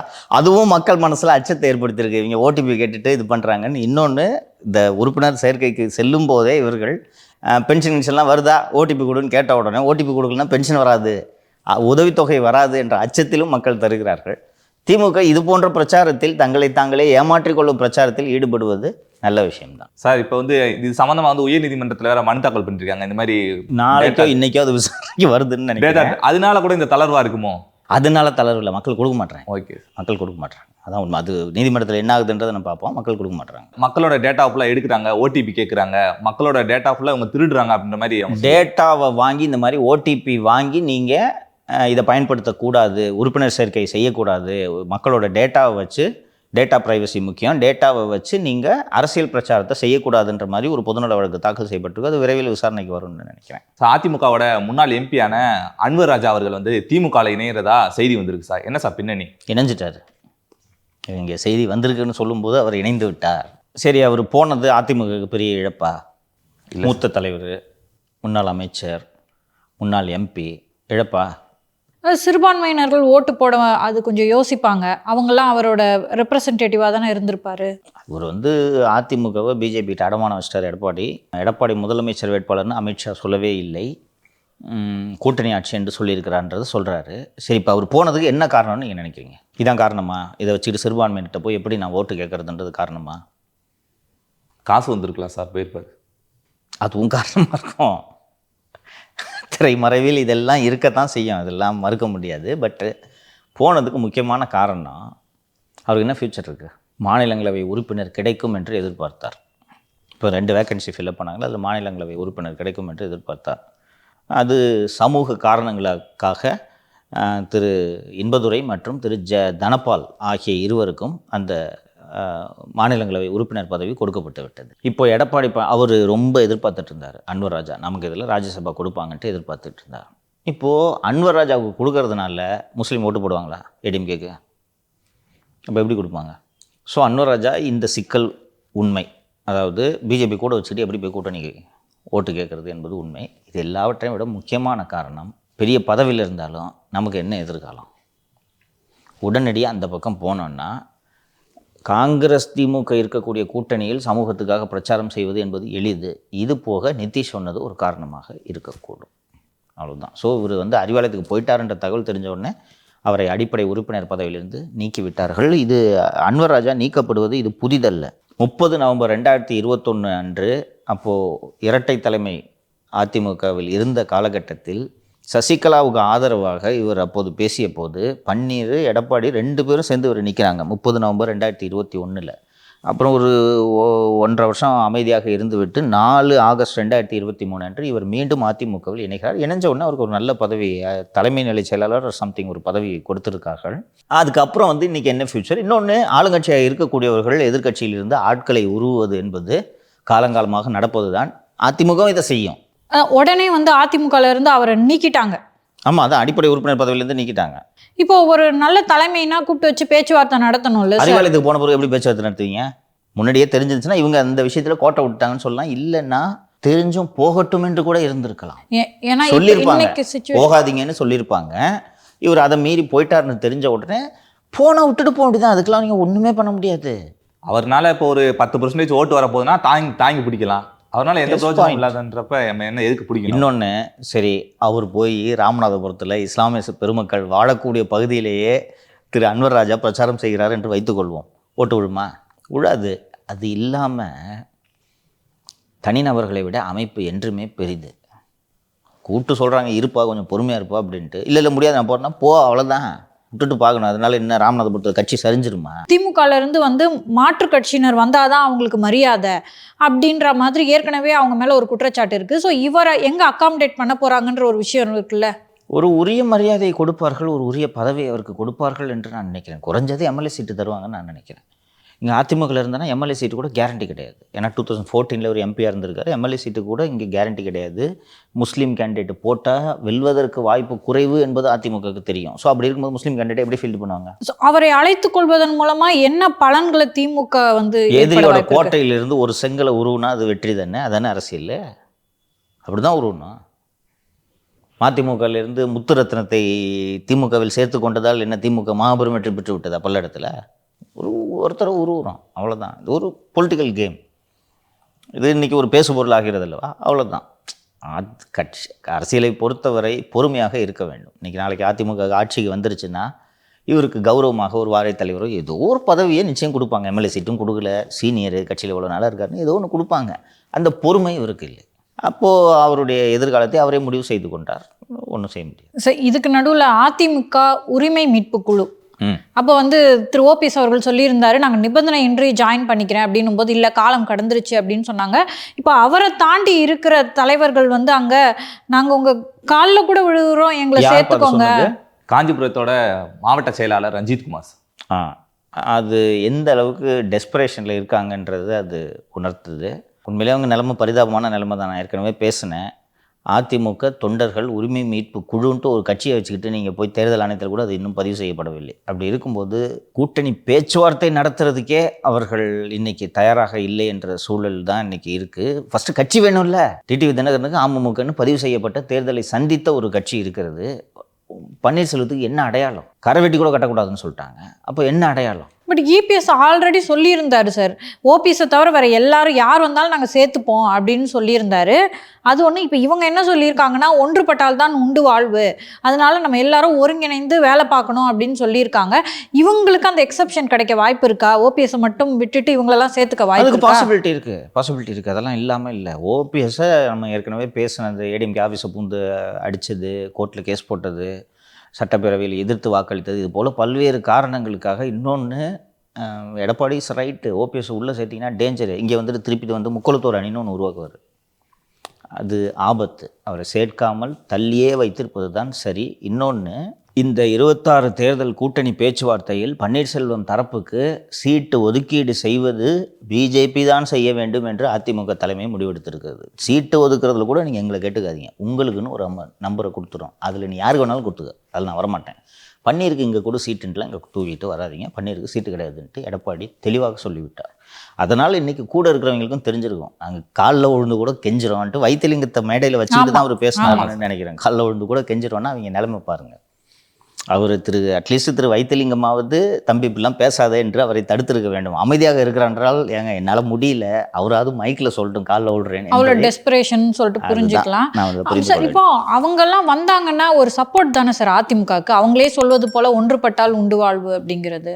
உங்களுக்கு என்ன ஸ்ட்ரென்த்துன்றதை பார்க்கணும்ல, நீங்கள் அவ்வளோ பெரிய செல்வாக கூட இருக்கீங்களா, என்ன இப்போ ஒன்றுபடுறதுக்கு என்ன இருக்குது? நீங்கள் அந்த 4 பேர் ஒன்றுபடுறதுனால பெரிய மாபெரும் பலம் கட்சிக்கு வந்து விட போகிறதா? செல்வாக்கே இல்லாததுனால தானே நீங்கள் காலில் விடுற அளவுக்கு கெஞ்சுறீங்க. என்ன ஒன்றுபட்டால் உண்டு வாழ்வு? இவர்களை வந்து உதிரிகளாகத்தான் கட்சி பார்க்கிறது. ஸோ இந்த உதிரிகளை சேர்த்து கொள்வதால் உதவியை விட உபத்திரவம் அதிகமாக இருக்கும் என்றால் எப்படி ஒரு கட்சி தலைமை இதை முடிவெடுக்கும்? 4 வருடமாக இன்றைக்கி கேட்குறீங்களே, நீங்கள் 4 வருஷம் கழித்து இன்றைக்கி 2025 ஜூலை மாதத்தில் காலில் விழுந்து கெஞ்சிரும் எங்களை சேர்த்துக்குங்க என்று இன்றைக்கி சொல்கிறீங்களே, 22லேருந்து நீங்கள் என்ன பண்ணிகிட்டு இருந்தீங்க? இந்தியாவில் இருக்கிற எல்லா கோர்ட்லேயும் போய் கேச போட்டீங்க. ரெட்டலையை முடக்கு இது ஒரு நோக்கமாக வச்சுருந்தீங்களா? கடைசியாக ஈரோடு கிழக்கு இடைத்தேர்தல் சமயத்தில் போய் ரெட்டலையை முடக்கணும்னு சொல்லிட்டு போய் பேசுனீங்களா? நீங்கள் கேஸ் போட்டிங்களா? சின்னத்தை கொடுக்கக்கூடாதுன்னு சொன்னீங்களா? ஒவ்வொரு முறையும் பழனிசாமி நீதிமன்றத்தை அணுகி இந்தியா முழுக்க வழக்குகளை போட்டு வழக்கறிஞர்களுக்கு கோடிக்கணக்கில் செலவு செய்து தான் இன்றைக்கி கட்சியை கைப்பற்றி சின்னத்தை காப்பாற்றிருக்காரு. அந்த தொல்லை கொடுத்தது யார்? இவ்வளோ தொல்லையும் கொடுத்துட்டு கோர்ட்டில் எல்லா கேஸ்லையும் தோத்துட்டோன்னு தெரிஞ்ச பிறகு இப்போ வந்து காலில் விழுறோன்னு சொன்னால் உங்களை எதுக்கு சேர்த்துக்கணும்னு கேட்குறேன். இது நீங்கள் முன்னாடியே கோர்ட்டில் கேஸ்லாம் போடுறதுக்கு முன்னாடி சரி எதுங்க சண்டை போட்டுட்டு வந்துருங்க, நீங்கள் தான் பொதுச் செயலர் ஆகி போச்சு வர்றேங்க அப்படின்னு சொன்னால் முடிஞ்சு போச்சு. இன்றைக்கி எல்லா கோர்ட்லேயும் கேஸில் தோத்துட்டீங்கன்றதுனால தானே நீங்கள் இங்கே வர்றீங்க. இப்போ நீங்கள் கேஸில் தோக்காமல் உங்களுக்குன்னு ஒரு ஆர்டர் கிடச்சிருந்துச்சுன்னா பன்னீர்செல்வத்தோட பேட்டியே கித்தாப்பாக இருக்கும், ஒத்துக்கிறீங்களா? பேச்சே தோரணே வர மாதிரி இருக்கும். நீதிமன்றம் இருக்குது, நான் பார்த்துக்கிறேன். அம்மாவால் அடையாளம் கட்டப்பட்டது நான் தான்ட்டு உருட்டிருப்பீங்களா? அப்போ இவங்களெலாம் எப்படி சேர்த்துக்க முடியும்? அரசியலில் சில நேரத்தில் உறுதியான முடிவுகளை எடுக்க வேணும். உன்னால் 4 ஓட்டு வருதுன்னா அந்த 4 ஓட்டு தேவையில்ல போ அப்படின்ற முடிவை எடுக்கணும். இன்னும் சொல்ல போனோன்னா அந்த 4 பேரோட ஓட்டு தான், அவர்களுக்கு பின்னாடி எந்த ஓட்டும் இல்லை, இவங்க 4 பேர் தான். அதனால் சரியான முடிவு எடுத்திருக்கிறேன். நீங்கள் சொன்ன மாதிரி இபிஎஸ் ஏற்கனவே வந்து ஓபிஎஸை தவிர வேற எல்லாரையும் சேர்த்துக்கிறோம் வாங்க வாங்கன்னு கூப்பிட்டுட்டு தான் இருந்தார். அப்போல்லாம் கூட கடைசியாக சொல்கிறேம்மா, கடைசியாக சட்டப்பேரவையில் எதிர்க்கட்சி துணைத் தலைவராக பன்னீர்செல்வத்தை நீக்கிட்டு ஆர்பி உதயகுமாரை நாங்கள் எதிர்க்கட்சி துணைத் தலைவராக தேர்ந்தெடுக்கிறோம்னு சொல்லிட்டு சபாநாயகருக்கு லெட்டர் கொடுத்தாச்சு. அப்போ கூட நான் முன்னாடி சீட்டில் தான் உட்காருவேன்ட்டு வம்படியாக உட்காந்துட்டு இருந்தாரா இல்லையா ஓபிஎஸ்? நீ ஒரு ஒற்றை எம்எல்ஏ, தனி எம்எல்ஏவாக தான் அடையாளம் காட்டப்படணும் இல்லையா? ஸோ ஆர்பி உதயகுமார் அவங்க தேர்ந்தெடுத்துட்டாங்கன்னா நீ தனியாகிட்டேன்னா நீ பாட்டு போய் உட்காந்துக்கலாம். அப்போ திமுகவோடு கூட்டணி வைத்து கொண்டு எனக்கு சீட்டை இங்கே ஒதுக்குங்க, பழனிசாமிக்கு பக்கத்தில் சீட்டை ஒதுக்குங்கன்னு வம்பு பண்ணாரா இல்லையா? கடைசி வரைக்கும் போன சட்டப்பேரவை கூட்டத்தொடர் வரைக்கும் தான் வம்பு பண்ணிட்டு இருந்தார். கடைசி சட்டப்பேரவை கூட்டத்தொடரில் தான் உனக்கு சீட்டு கிடையாது போய் பின்னாடி உட்காருன்ட்டு விரட்டி விட்டாங்க. அப்போ கடைசி வரை தலைவலியாக இருக்கக்கூடிய ஒரு நபரை நீங்கள் எப்படிங்க வந்து இது பண்ண முடியும்? ஃபஸ்ட்டு பன்னீர்செல்வத்துக்கு சொந்த ஊரில் செல்வாக்கு இருக்கா? அவரோட பிறந்த நாளுக்கு சொந்த ஊர்லேயே ஆள் வரல தெரியுமா? தனியாக உட்காந்துட்டு இருந்தார் வீட்டில். இதுதான் அவரோட நிலைமை. அப்படி இருக்கும்போது குடைச்சல் கொடுக்குற ஒரு ஆளை அழைத்து வந்து இந்த முட்டாள்தனத்தை பழனிசாமி செய்ய மாட்டார், செய்யக்கூடாது. சார் நம்ம ஏற்கனவே பேசியிருந்தோம், தமிழ்நாட்டில் வந்து 50,000 பூத் கமிட்டிகள் இருக்குதா, உண்மையை அறியும் சோதனை வந்து பண்ணியிருந்தாங்க, அது வந்து இல்லை அப்படின்னு இப்போ கண்டுபிடிச்சிட்டாங்க போல இருக்கு. இல்லைன்னு கண்டுபிடித்தது மட்டுமல்ல, கட்சியில் துணை அமைப்புகளில் இருக்கக்கூடிய பலர் மாற்று கட்சியினரை சேர்ந்தவர்கள் என்பது கண்டறியப்பட்டுள்ளது. நான் ஏற்கனவே சொன்னேன், நயினார் போய் கிரவுண்ட் லெவலில் பார்ட்டியை ஸ்ட்ரெங்தன் பண்ணுற வேலையை செய்ய தொடங்கிட்டார்னு. ஸோ ஒவ்வொரு கட்சிக்கும் துணை அணி இருக்கும் இல்லையா? மாணவர் அணி, இளைஞர் அணி, விவசாய அணி, மகளிர் அணி, ஒன்றுக்கும் கலை இலக்கிய அணின்ட்டு ஒவ்வொரு அணி வைத்திருப்பார்கள். ஸோ இந்த ஒவ்வொரு அணியோட நிர்வாகிகளை ஆக்டிவேட் பண்ணுறதுக்காக, இந்த அணியில் நீங்கள் என்ன வேலை செஞ்சீங்கன்னு ஆக்டிவேட் பண்ணுறதுக்காக ஃபோன் பண்ணி, அப்போ நீங்கள் இந்த திருவள்ளூர் மாவட்டத்தில் இதில் பாஜக விவசாய அணியில் இருக்கிறீங்களேன்னு கேட்டோம். நான் திமுகவில் இருக்கேன், யார் சொன்னது நான் பாஜகவில் இருக்கேன்னு சொல்கிறாங்க. இப்போது அண்ணாமலையின் சாயம் மீண்டும் மீண்டும் வெளுத்து கொண்டு இருக்கிறது. நான் அந்த வெறும் சோஷியல் மீடியாலேயே கட்சியை வளர்த்து மோடி, அமித்ஷா இந்தியாவில் எல்லாருக்கும் விபூதி அடிக்கிறாங்க, அவங்க 2 பேருக்குமே விபூதி அடித்தார் அண்ணாமலை என்று நான் சொல்லி கொண்டிருந்தேன். இப்போது நயினார் போய் பூத் லெவலில் இதெல்லாம் சோதனை இடும்போது இந்த விஷயங்கள் எல்லாம் ஒன்றொன்றாக வெளியே வருகிறது. சார் அண்ணாமலை அவர்களை பாஜகவினுடைய பொதுச் செயலாளர் ஆக போகிறாங்க அப்படின்ற ஒரு செய்தி வந்திருக்கு சார். 27/6/2025 அன்று முன்னாள் பாரதிய ஜனதா கட்சி எம்பி திரு தருண் விஜய் அவர்கள் தேசிய தலைமையால் பாரதிய ஜனதா கட்சியின் தேசிய பொதுச் செயலாளராக தேர்ந்தெடுக்கப்பட்டிருக்கும் அண்ணாமலை அண்ணா உங்கள் தலைமை பயணம் சிறக்க மனமார்ந்த வாழ்த்துக்கள்னு என்னைக்கு போட்டிருக்காரு? 27/6/2025. ஒரு வாரம் போச்சுன்னா 1 மாதம் ஆச்சு. நியமனம் வந்துருச்சா? அது நடக்கலை. அடுத்ததாக இந்தியன் எக்ஸ்பிரஸில் ஒரு செய்தி, தேசிய பொதுச் செயலாளராக அண்ணாமலை நியமிக்கப்பட்டுள்ளார்னு. அதுவும் பொய், தருண் விஜய் போட்டதும் பொய். 27/6 அன்னைக்கு நியமன உத்தரவே வராமல் நியமிக்கப்பட்டுள்ள அண்ணாமலைக்கு வாழ்த்துக்கள்னு எதுக்கு சொல்கிறாரு? நேற்றைக்கு முன்தினம் ஒரு நிகழ்ச்சியில் பேசினார் அண்ணாமலை. மேடையில் ஏறி பேசும்போது, தாமதம் ஆயிடுச்சுன்னா மன்னிச்சுக்குங்க, இப்போ வரும்போது ஒரு தொலைபேசி அழைப்பு பேச வேண்டியதாகிடுச்சு. பாரத பிரதமர் மோடி அவர்கள் என்னை தொலைபேசியில் அழைச்சார். நம்முடைய பாரத பிரதமர் நரேந்திர மோடி ஐயா வரும்பொழுது அப்பதான் தொலைபேசியில பிஎம்ஓல இருந்து கூப்பிட்டாங்க, அந்த கங்கை கொண்ட சோழபுரம் விசிட் சம்பந்தமா, அதனாலதான் மன்னிக்கணும், தொலைபேசியில பேச வேண்டிய கட்டாயம். அந்த சரத்குமார் கவுண்டமணிலாம் சூரியன் படத்தில் ஒரு காட்சி வருது தெரியுமா? மினிஸ்டரா அப்படின்னு பேசணுன்னு ஃபோன் பிஞ்சு 1 வாரம் ஆச்சுனால இது அண்ணாமலைக்கு முழுக்க பொருந்தும். லிட்டரலாக நான் சொல்கிறேன். சரி, மோடி பேசினான்னா அது எதுக்கு போய் மேடையில் சொல்கிறேன்? லேட் ஆயிடுச்சுல்ல, அதுக்கு என்ன காரணம் சொல்லணும்ல. 3/4 மணி நேரம் பேசிட்டு ஃபோனில் எப்படியாவது பரபரப்பை கிளப்ப வேண்டும். இதே போல் அவர் சந்திக்கும் தலைவர்களிடம்லாம் இன்று காலையில் கூட அமித்ஷாஜி ஃபோன் பண்ணார். 20 நிமிஷம் அலையன்ஸ் தமிழ்நாட்டில் என்ன பண்ணுறது, நீ பாட்டுக்கு நல்லா பேசு என்று சொல்லி கொண்டிருந்தார். கடந்த வாரம் ஒரு 15 நாட்கள் இருக்கும். 15 நாட்களுக்கு முன்னாடி Annamalai political party or something ஒரு அரசியல் கட்சி தொடங்குவதற்காக உறுப்பினர் சேர்க்கை படிவம். இந்த படிவம் சமூக வலைத்தளங்களுக்கு வரல, அது தனிப்பட்ட நபர்களுக்கு வாட்ஸ்அப்பில் அது பரவுது. எனக்கும் வந்தது. அண்ணாமலையோட நோக்கம் என்னென்னா, அண்ணாமலை தனி கட்சி தொடங்குகிறாரான்னு சொல்லிட்டு யாராவது இந்த சமூக வலைத்தளத்தில் பதிய வைக்கணும். பதிய வச்சோன்னே இப்படியே இது சர்க்குலேட் ஆகி தலைமைக்கு போகும். ஏப்பா கட்சியை விட்டு போயிடாதப்பா, என்னப்பா தனி கட்சி ஆரம்பிக்கிற போல இருக்கே, போகாத என்று அவரிடம் சொல்வார்கள் என்று நினைப்பு. ஃபஸ்ட்டு நான் போடல, இது டுபாகூர் வேலைன்றது எனக்கு தெரியும், நான் அதை பதிவே செய்யலை. ஆரம்பிச்சுட்டு போவேன். ஆரம்பிக்கிறதுக்கு முன்னாடி எதுக்கு உறுப்பினர் சேர்க்கை படிவத்தெல்லாம் சுத்த விட்டுக்கிட்டு இருக்கிறேன்.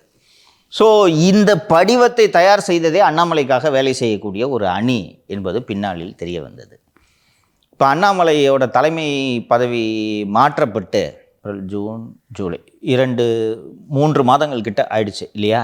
இந்த 3 மாதங்களாக அமித்ஷா மற்றும் மோடியின் அப்பாயின்மெண்ட்டை கேட்டு அண்ணாமலை தவம் இருக்கிறார். இதுவரை அவரை அழைத்து பேசக்கூட இல்லை. அவர்கள் அப்பாயின்மெண்ட்டை கொடுக்கல இது வரைக்கும். ஃபோனில் பேசினாங்களா சார்? அப்படி சொல்லிக்க வேண்டியதுதான். நீ கூட சொல்லு, இப்போ தான் ஸ்டாலின் பேசினாருன்னு சொல்லு. ஸோ இது வரைக்கும் யாரும் அப்பாயின்மெண்ட் கொடுக்கல. ஆனால் பரபரப்பாக செய்திகளில் இருந்து கொண்டிருக்க வேண்டும். இன்னொன்று, இந்த அண்ணாமலையோட இந்த வார் ரூம் கைத்தறிகள் இருக்கிறார்கள், அவர்களுக்கு தீனி போட வேண்டும். பார்த்தீர்களா, அண்ணாமலையை கலக்கிட்டாரு. இவரே பத்திரிகையாளர் விட்டு கேள்வி கேட்க வைக்கிறது. சார் நீங்கள் ஏன் எடப்பாடியோட பிரச்சார பயணத்தில் நீங்கள் கலந்துக்கலன்னு? நான் எதுக்கு சார் அதில் கலந்துக்கணும்? எனக்கு அழைப்பு இருக்கா? நான் ஒரு சாதாரண தொண்டன் தானே, மூடிக்கிட்டு தானே இருக்கணும். கூட்டணி ஆட்சி தான் அமையும்னு சைதாப்பேட்டை கோர்ட்டுக்கு போய்ட்டு எதுக்கு பேசினேன்? சாதாரண தொண்டனா ஒரு தொண்டனும் இப்படி தான் மைக்கு பிடிச்சி பேசிகிட்டு இருக்காங்களா? சாதாரண தொண்டனா மூடிட்டு தானே இருக்கணும். அண்ணா நான் ஒரு சாதாரண தொண்டன். சார் நீங்கள் தேசிய பொதுச் செயலாளர் ஆகுறீங்களா? தலைவர் பதவி என்பது வெங்காயம் போன்றது, உரிக்க ஒன்றுமே இல்லை. உன்ட்ட இந்த பிலாசபிலாம் கேட்டாங்களா உன்ட்ட? அதுவும் ஏற்கனவே பெரியார் சொன்னது. எதையாவது பேசணும், செய்தியில் இருக்கணும். நீங்கள் அந்த அண்ணாமலையோட பர்சனாலிட்டியை புரிஞ்சுக்கணுன்னா அந்த அண்ணா பல்கலைக்கழக மாணவ விவகாரத்தில் இந்த சாட்டை எடுத்து சவுக்கு எடுத்து அடிச்சுக்கிட்டதை நீங்கள் பார்த்தீங்கன்னா உங்களுக்கு தெரிஞ்சிருக்கும்.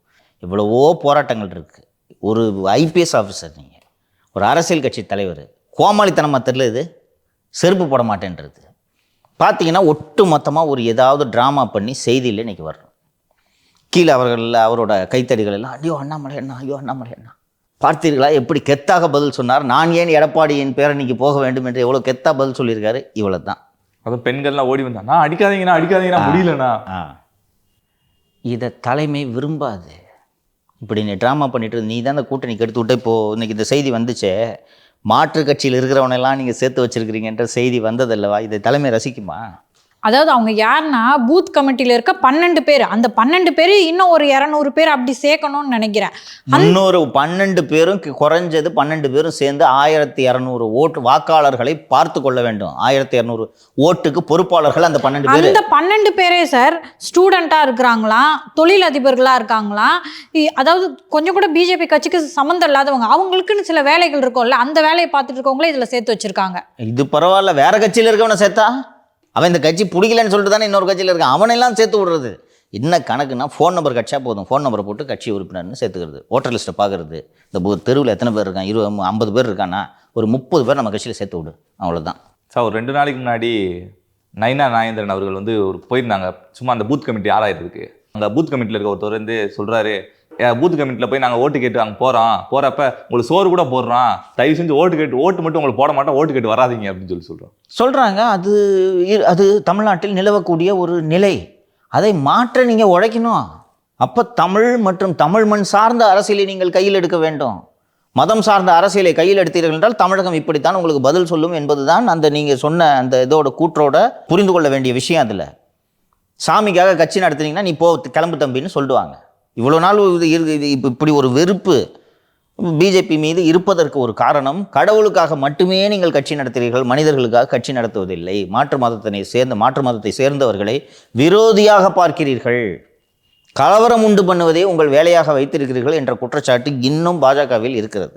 ஸோ தமிழ்நாட்டில் அந்த வேலையை செய்யாமல் மக்கள் சார்ந்த அரசியலை நீங்கள் செய்ய வேண்டும். செய்தால்தான் இந்த வெறுப்பு மறையும் என்பதை பிஜேபி தலைவர்கள் புரிந்து கொண்டு அரசியல் செய்யும். சார், மதிமுகக்குள்ளே இருக்க குழப்பங்கள்லாம் கொஞ்ச நாளாக நம்ம பார்த்துட்டு இருந்தோம். அதோட மெயின் அடுத்த கட்டமாக பார்த்தீங்கன்னா அண்ணா மதிமுகன்னு ஒன்று உருவாகுது அப்படின்னு சொல்லியிருக்காங்க. இதை எப்படி பார்க்குறீங்க சார்? திமுக மதிமுகவை உடைக்கும் வேலைகளில் ஈடுபட்டு விட்டது. அதற்கான உதவிகளை வைகோவும் அவரது மகனுமே செய்து கொண்டிருக்கிறார்கள். மல்லை சத்யா மீது துரோகி பழி சுமத்தியது, மல்லை சத்யா பத்திரிகையாளர்களை சந்தித்து எனக்கு ரொம்ப மனசு வருத்தமாக இருக்குன்றதெல்லாம் சொல்லியிருக்கிறார். பிறகு மகாபலிபுரத்தில் இருக்கக்கூடிய மதிமுகவினர் மதிமுக கட்சி கொடியெல்லாம் வாகனங்களிலிருந்து அகற்றியதெல்லாம் நம்ம ஊடகங்களில் செய்தியாக வந்தது நம்ம பார்க்குறோம். திரு வைகோவும் அவரது மகனும் பாஜக அதிமுக கூட்டணிக்கு போவது என்ற முடிவுக்கு அவர்கள் வந்துவிட்டார்கள். ஸோ அது திமுக தலைமைக்கும் தெரிந்து விட்டது. அப்படி நீ போனன்னா உன் கட்சியே இருக்காது பார்க்குறியா அப்படின்ற மூடில் நீ போகிறதுனா அப்பாவும் பையனு மட்டும் போங்க, கட்சியை நாங்கள் உடைக்கிறோம் பாருங்கன்ட்டு மல்லை சத்யா தலைமையில் இந்த அண்ணா மதிமுகன்ட்டு ஏதாவது ஒரு பேர் வச்சுக்கிட்டு இந்த கட்சியை உடைக்கும் வேலைகளில் அவர்கள் ஈடுபட்டு கொண்டிருக்கிறார்கள். அதே போல் திமுக செய்து கொண்டிருக்கக்கூடிய இன்னொரு வேலை தேமுதிகவை விஜயோடு சேர்த்து வைப்பது. இது சாத்தியமா சொல்லு சார்? அதற்கு ஏற்கனவே அடித்தளம் போட்டிருக்காங்களோ அப்படின்னு நான் நினைக்கிறேன். ஏன்னா திருமதி பிரேமலதா விஜயகாந்த் அவங்க சொல்லிட்டே இருந்தாங்க, அவங்க என் தம்பி மாதிரி ரொம்ப அன்புள்ளவர் அப்படி இப்படி சொல்லிட்டு ஏற்கனவே புகழ்ந்துக்கு இருந்தாங்க. அப்பயே நமக்கு ஒரு தாட் இருந்துச்சுல சார், அவங்க சேர்ந்துருவாங்க அப்படின்னு சொல்லிட்டு. அப்போ அவங்க சொல்கிறது கரெக்டு தானே சார்? சரி அங்கே போனால் விஜய் கட்சிக்கு போனால் என்ன பிரயோஜனம் சொல்லுங்கள்? செலவுக்கு இப்போ திமுக தான் இந்த பிளான் பண்ணுறாங்கன்னா திமுகவே செலவுக்கு கொடுத்துருவாங்க. வெற்றி பெறுறாங்களா அப்படின்றத நம்ம காலம் தானே பதில் சொல்லணும். வெற்றி பெற்று எவனோ எம்எல்ஏ ஆகிறதுக்கு இவங்க எதுக்கு கஷ்டப்படணும்? இவர்களுக்கு தேவை என்ன? செலவு. அது திமுக செய்யும். ஸோ திமுக இந்த வேலையையும் செய்கிறார்கள். சரி, திமுக இந்த வேலையை ஏன் செய்யணும்? தேமுதிக ஏன் கொண்டு போய் விஜய் கூட சேர்த்து விடணும்? நீ அதிமுக கூட போனேன்னா கொஞ்சம் நெருக்கடியாக இருக்கும். அதான். ஸோ மதிமுக ஒருவேளை அதிமுக கூட்டணிக்கு போச்சுன்னா அதை உடைகிறது. தேமுதிக அதிமுக கூட்டணிக்கு போகாமல் விஜயோட சேர்த்து வைப்பது. ஏன் விஜயோட சேர்த்து வைக்கிறாங்க? ஏன் திமுகவில் சேர்த்துக்கல? இடம் இல்லைன்னு ஏற்கனவே பேசியிருந்தோம் சார். 5 சீட்டு தரதா சொல்கிறாங்க. பேச்சுவார்த்தை நெடுஞ்சாலைத்துறை அமைச்சர் திரு ஏவ வேலு அவர்கள் தான் செய்தது. 5 சீட்டு பேசுகிறாங்க. 5 சீட்டுக்கு அவங்க ஒத்துக்கிட்டால் கட்சி ரொம்ப போயிடும் அப்படின்றதுனால 5 சீட்டுக்கு நாங்கள் ஒத்துக்க முடியாதுன்னு சொன்னோன்னா, அப்போ நான் சொல்கிறத செய்யி, அங்கே போய் சேர்ந்துக்க. அங்கே போனால் எவ்வளோ கிடைக்கும்? 40 கூட கிடைக்கும் வாய்ப்பு. எவ்வளோ வேணாலும் கொடுப்பாங்க 40 கிடைக்கும், 60 கூட கிடைக்கும். செலவுக்கான பணத்தை திராவிட முன்னேற்ற கழகம் கொடுக்கும். ஸோ இது ஒரு நம்பரும் கௌரவமான நம்பர் இருக்கும் இல்லையா? அந்த நீங்கள் 40 தொகுதியில் போட்டிட்டு விஜய் கூட சேர்ந்து ஓட்டு வாங்கினீங்கன்னா உங்களோட பர்சன்டேஜ் ஏறும். அதிக தொகுதியில் போட்டிட்டா நீங்கள் இங்கே வெறும் ஏடிஎம்கேல போனோன்னா அதிகபட்சம் 10. பட்டு இந்த நேச்சுரல் அலையன்ஸ் சார், டிஎம்டிகேவும் ஏடிஎம்கேவும் இன்னைக்கு நம்ம கூட்டத்தெல்லாம் பார்க்குறோம். ஒரு நல்ல நிலைமையில தான் ஏடிஎம்கே இருக்கு அப்படின்னும் போது ஜெயிக்கிறது தானே டிஎம்டிகேக்கு இன்றைக்கான தேவை. 2016இல் ஜெயிக்க வேண்டும் என்பது இவர்களது எண்ணமாக இருந்திருந்தால் எந்த கூட்டணியில் சேர்ந்திருக்க வேண்டும்? திமுக கூட. திமுகவில் என்ன பண்ணாங்க? தனியா ஒரு கட்சி மக்கள் நல கூட்டணி ஜெயிக்கிறதுக்கான அவங்க அந்த கூட்டணியை அமைக்கும் போதே தெரியும், இந்த கம்யூனிஸ்ட் கட்சிகள் விடுதலை சிறுத்தைகள்லாம் சேர்த்துக்கிட்டு நம்மளால் ஜெயிக்க முடியாதுன்றது அந்த கூட்டணி அமைக்கும் போதே தெரியும். ஏன் சேர்ந்தார்கள்? ஏன் சேர்ந்தாங்க சொல்லுங்கள். ஏதோ வந்து அவங்களுடைய பேச்சுவார்த்தையில் ஒரு சுணக்கம் ஏற்பட்டுருச்சு. என்ன சுணக்கம்? என்னோடு சேராவிட்டாலும் பரவாயில்லை, திமுகவோடு சேரக்கூடாது என்பதற்கு அவர்களுக்கு தேவையானது கொடுக்கப்பட்டது. அன்றைக்கி உங்களுக்கு அது பெருசாக இருந்துச்சு. நீங்கள் இப்போ சொல்கிறீங்களே ஜெயிச்சா தானே நல்லா இருக்கும்னு, ஏன் அன்றைக்கி தோணல? அன்றைக்கி என்ன தோணுச்சு? கட்சியை விட இதுதான் முக்கியம் என்ற முடிவை அன்றைக்கி எடுத்தார்களா? இன்றைக்கி அதுதான் முடிவை தான் எடுப்பாங்க. இப்படி எடுப்பாங்களான்னு தெரியல சார், நம்ம பொறுத்து இருந்து தான் பார்க்கணும். அதற்கான இண்டிகேஷன், அதற்கான வேலையை திமுக செய்து கொண்டிருக்கிறதுன்னு சொல்கிறேன் நான். இதுதான் இறுதி, நாளைக்கு கூட்டணி அமைய போகுதுன்னு நான் சொல்ல. இந்த ஏற்பாடுகளை திமுக செய்து கொண்டிருக்கிறது, செய்யும் ஆளுங்கட்சி. நான் சொன்னேன், மகனை முதல்வர் ஆக்கிறதுக்கு இந்த தேர்தலை விட்டால் அவர் வழியே இல்லை. 26 திமுக ஜெயிக்கலைன்னா உதயநிதி அவர் வாழ்நாளில் ஒரு நாளும் முதல்வராக முடியாது. அன்னி துர்காவின் கனவு இது. மகனை முதலமைச்சர் நாற்காலியில், கணவரை உட்கார வச்சு அழகு பார்த்துட்டாங்க, மகனை உட்கார வச்சு அழகு பார்க்கணும், முடிஞ்சால் பேரனை துணை முதல்வராக்கணும். 6 மாதத்தில் உட்கார வச்சு அழகு பார்த்து ஃபோட்டோ கிட்ட எடுத்துக்கிட்டா கரெக்டாக இருக்குங்க சார். இப்போவே உட்கார வைக்கலாம், வீட்டுக்கார ஒத்துக்க மாட்டேங்கிறார. நல்லா தான் இருக்குது நீ சொல்கிற ஐடியா. அதிகாரிங்க ஒத்துக்க மாட்டாங்க. அதிகாரிங்க ஒத்துக்க ஒரு கரெக்ஷன். ஆமாம்மா, ட்ரை நடந்துச்சு, அதிகாரிங்க விட மாட்டுறாங்க. துணை முதல்வருக்கே பேருக்கு துணை முதல்வர்னு கொடுத்துட்டு ஐயோ நமக்கு ஆபத்துன்னு நினச்சாங்க. ஒரு சாயங்காலம் 5 மணிக்கு தான் எந்திரிச்சு பண்ணோம். சரி பிரச்சனை இல்லை, நீ இருந்துக்குப்பா, நீ முதல்வராக கூட இருந்துக்குப்பா அப்படின்ட்டாங்க. அதனால் அதிகாரிகள் அனுமதிக்க மாட்டார்கள்ன்றது ஒன்று. ஸோ இது அவர்களுக்கு ஒரு லைஃப் எலெக்ஷன். இது டிஎம்கே பொறுத்த வரைக்கும் இந்த வாட்டி கோட்டை விட்டாங்கன்னா மகனுக்கு மகுடம் சூட்ட முடியாது என்பது தந்தைக்கும் தெரியும், தாயாருக்கும் தெரியும். ஸோ இன்னொன்று, நினச்சி பார்க்க முடியாத பணம் இருக்குது, அதை வச்சுட்டு என்ன பண்ணுவேன்? இதுக்கு தானே இந்த பணம் சம்பாரிச்சு வச்சது. அப்போ இந்த அப்படி அண்டு விஜய்க்கும் என்ன கசக்குதா? செலவு இல்லை, அதிகாரத்தில் பங்கு தரேன்னு கூவி கூவி அழைத்தும் ஒருவர் கூட வரவில்லை. ஸோ தேமுதிக மாதிரி ஒரு 27 இடங்களில் வெற்றி பெற்ற ஒரு கட்சி, தமிழகத்தின் எதிர்க்கட்சியாக இருந்த ஒரு கட்சி, அவங்க தான் குல்லா போட்ட பாய் போனா கூட கூட்டணி அமைஞ்சிருச்சுன்னு சொல்லிக்கிறாங்க. அப்படி இருக்குது. அப்படி இருக்கும்போது தேமுதிக வந்துச்சுன்னா அவருக்கும் மகிழ்ச்சி தான். அதனால் இதெல்லாம் பாசிபிள். இன்னைக்கு நிலைமைக்கு தேமுதிக விஜயோடு செல்வதற்கான சாத்தியக்கூறுகள் அதிகம் இருக்கின்றன. இதன் மூலமாக அதிமுக கூட்டணியை எப்படியாவது பலவீனப்படுத்த வேண்டும். இன்றைக்கி திரு பழனிசாமி சொல்லிக்கிட்டு இருக்காரு, எங்கள் கூட்டணிக்கு இன்னும் பெரிய கட்சிகள்லாம் வரும், புதிய கட்சிகள்லாம் நிறைய கட்சிகள் வர இருக்கின்றன தேர்தல் நெருக்கத்தில் என்று திரு பழனிசாமி தொடர்ந்து சொல்லி கொண்டிருக்கிறார். 21 தேர்தலில் உங்களோடு இருந்த கட்சிகளே இப்போது உங்களோடு இல்லை என்று செய்வது திமுகவோட பாயிண்ட் ஆஃப் வியூலேருந்து பார்த்தா அது ஒரு நல்ல அரசியல் நகர்வு இல்லை. 21 உங்க கூட இருந்தவங்களே இல்லையா, அவங்களே போய் எதிரணியில் சேர்ந்துட்டாங்க, என்ன கூட்டணி அமைக்க போகிற, பலவீனமான கூட்டணி, அதுக்கு ஓட்டு போடாதீங்கன்னு ஒரு ஒரு ஒரு இம்ப்ரெஷனை கிரியேட் பண்ணலாம் இல்லையா? அதுக்கு திமுக they will do it. Sir, நம்ம தொடர்ந்து பார்த்துட்டு வரோம், பாமகவில் தந்தை மகன் பிரச்சனை ரொம்ப முட்டிட்டு போயிட்டு இருக்கு. இது சம்மந்தமாக நேற்று போராட்டத்தில் கூட 2 பேர் இணையறதா கூட செய்தி வந்துருந்துச்சு. ஆனால் அங்கே இணையறதுக்கான எந்த ஒரு சாத்தியக்கூறும் அங்கே நடக்கலை. அப்படி இருக்கப்ப இணைவாங்களா, இல்லை பாமக மறுபடியும் ஒரு வலுவான கட்சியாக வருமா சார்? இணைவதற்கான சாத்தியக்கூறுகள் இல்லை என்றே இப்போது வரக்கூடிய செய்திகள் நமக்கு தெரிவிக்கின்றன. கடைசியாக ஒரு கல்வித்தந்தை சென்று பேச்சுவார்த்தை நடத்தினார் என்று நான் சொன்னேன். அந்த கல்வித்தந்தை பேச்சுவார்த்தை நடத்திய சமயத்தில் மருத்துவர் ஐயா, இதுதான் கடைசி பேச்சுவார்த்தை, சும்மா வந்து சொல்லிட்டு இருக்காதீங்க, இதனோட டேர்ம்ஸை சொல்லிட்டேன், எல்லா முடிவுகளையும் நான் தான் எடுப்பேன், நான் தான் தலைவர், செயல் தலைவராக வேலை செய்துன்னா விடுங்க, இவ்வளோ தான், இதில் பேசுகிறதுக்கு ஒன்றும் இல்லை. செயல் தலைவராக அவர் இருப்பார், நிர்வாகிகள் நியமனத்தையும் அவர் பார்த்துக்குவார், தலைவராக நான் சும்மா உட்காந்துட்டு இருக்கிறதுலாம் நான் கட்சியை நடத்தலை, முடியாது என்று சொல்லிவிட்டார். நான் ஏற்கனவே சொன்னது போல் அந்த ஒட்டுக்கேட்பு கருவியை வைத்திருந்த விஷயம் அவரை ரொம்பவும் காயப்படுத்தி விட்டது. இதன் காரணமாக இந்த கல்வித்தந்தை பேசிய போது அவர்கிட்ட இதுதான் என்னோடய ஃபைனல் டேர்ம்ஸ்னு சொல்லியிருந்தார். நான் அன்புமணி இறங்கி வருவார் என்று எதிர்பார்த்திருந்தேன். அதுக்கு பிறகு கடந்த வாரம் தாயார் திருமதி சரஸ்வதி அம்மாள் அவர்கள் அன்புமணி வீட்டிற்கு சென்று பேரப்பிள்ளைங்களெல்லாம் பார்த்துட்டு பேசிட்டு வந்திருக்காரு. ஸோ அன்புமணி மனம் இறங்குவார் என்று நான் எதிர்பார்த்து, அது ஒன்று தான் சமரசம், ஐயா இறங்கி போக மாட்டார் என்று நினைத்திருந்த ஒரு சூழலில் நேற்று நடந்த அந்த ஆர்ப்பாட்டத்தில் ஐயாவோட படம் அகற்றப்பட்டது. கூட்டம் நல்லா சேர்ந்துருச்சு. கூட்டம் சேர்ந்த உடனே ஐயாவோட படத்தை அகற்றும் அளவுக்கு கட்சி நம்முடையது என்ற முடிவுக்கு அவர்கள் வந்துவிட்டார்கள். வந்ததுனால அந்த ஆர்ப்பாட்டம் நடந்து கொண்டிருக்கும் போதே பாட்டாளி மக்கள் கட்சியின் 3 எம்எல்ஏக்கள் மற்றும் பாமக வழக்கறிஞர் சமூக நீதி பேரவையின் தலைவராக இருந்த திரு பாலு அவர்களை அடிப்படை உறுப்பினர் பதவியிலிருந்து இடைநீக்கம் செய்து ஐயா அவர்கள் உத்தரவிட்டுள்ளார். ஸோ இந்த நீக்க உத்தரவு வந்ததும் ஒன்று சேர்வதற்கான வாய்ப்பு இப்போதைக்கு இல்லை, தேர்தல் வரையே ஒன்று சேர்வதற்கான வாய்ப்புகள் இல்லை என்று சொல்கிறார்கள். நம்ம ஏற்கனவே பேசின விஷயத்தோடு தொடர்ச்சியாக அன்புமணி இப்போதும் அதிமுகவோடு கூட்டணி சேர்ந்து விடலாம் என்று பேசிக்கொண்டிருக்கிறார். இப்போ தான் இந்த அரசியல் கட்சி தலைவர்களுக்கு, மூத்த தலைவர்களுக்கு அப்பாவும் பையனும் ஒன்று சேர மாட்டாங்க, சேரலைன்னா என்ன பண்ணுறதுன்றது ஆப்ஷன்ஸை எக்ஸ்ப்ளோர் பண்ண ஆரம்பிச்சிட்டாங்க. இவ்வளோ நாள் ஏதாவது முடிஞ்சிடும் எதிர்பார்த்துட்டு இருந்தாங்க. இப்போ சேரலைன்னா என்ன பண்ணுறதுன்ற ஆப்ஷனை ரெண்டு சைடும், எல்லா சைடும் எக்ஸ்ப்ளோர் பண்ணிட்டு இருக்காங்க. அன்புமணியை அப்பா இல்லாமல் நாங்கள் சேர்த்துக்க மாட்டோன்றதில் அவர்கள் தெளிவாக இருக்கிறார்கள். ஸோ இப்போ அன்புமணிக்கு என்ன ஆப்ஷன் என்று பார்த்தால், இந்த தேமுதிக ஃபார்முலாவை திமுக அன்புமணிக்கும் யூஸ் பண்ணுறாங்க. விஜயோடு சென்று சேருங்கள், உங்களுக்கு தேவையானவற்றை பாலும் பழமும் தெளிதேனும் பருப்பும் நான் கலந்து உனக்கு தருகிறேன் என்று அன்புமணியையும் விஜயோடு சேர்த்து வைப்பதற்கான வேலைகளில் திராவிட மாப்பிள்ளை சார் தீவிரமாக ஈடுபட்டு வருகிறார். அன்புமணிக்கு ஆப்ஷன் இல்லை. ஏன்னா ஐயா அதிமுகவோடு கூட்டணி சேர்வதற்கான அது கிட்டத்தட்ட ஒரு மூடு அப்படி தான் இருக்குது. Natural alliance.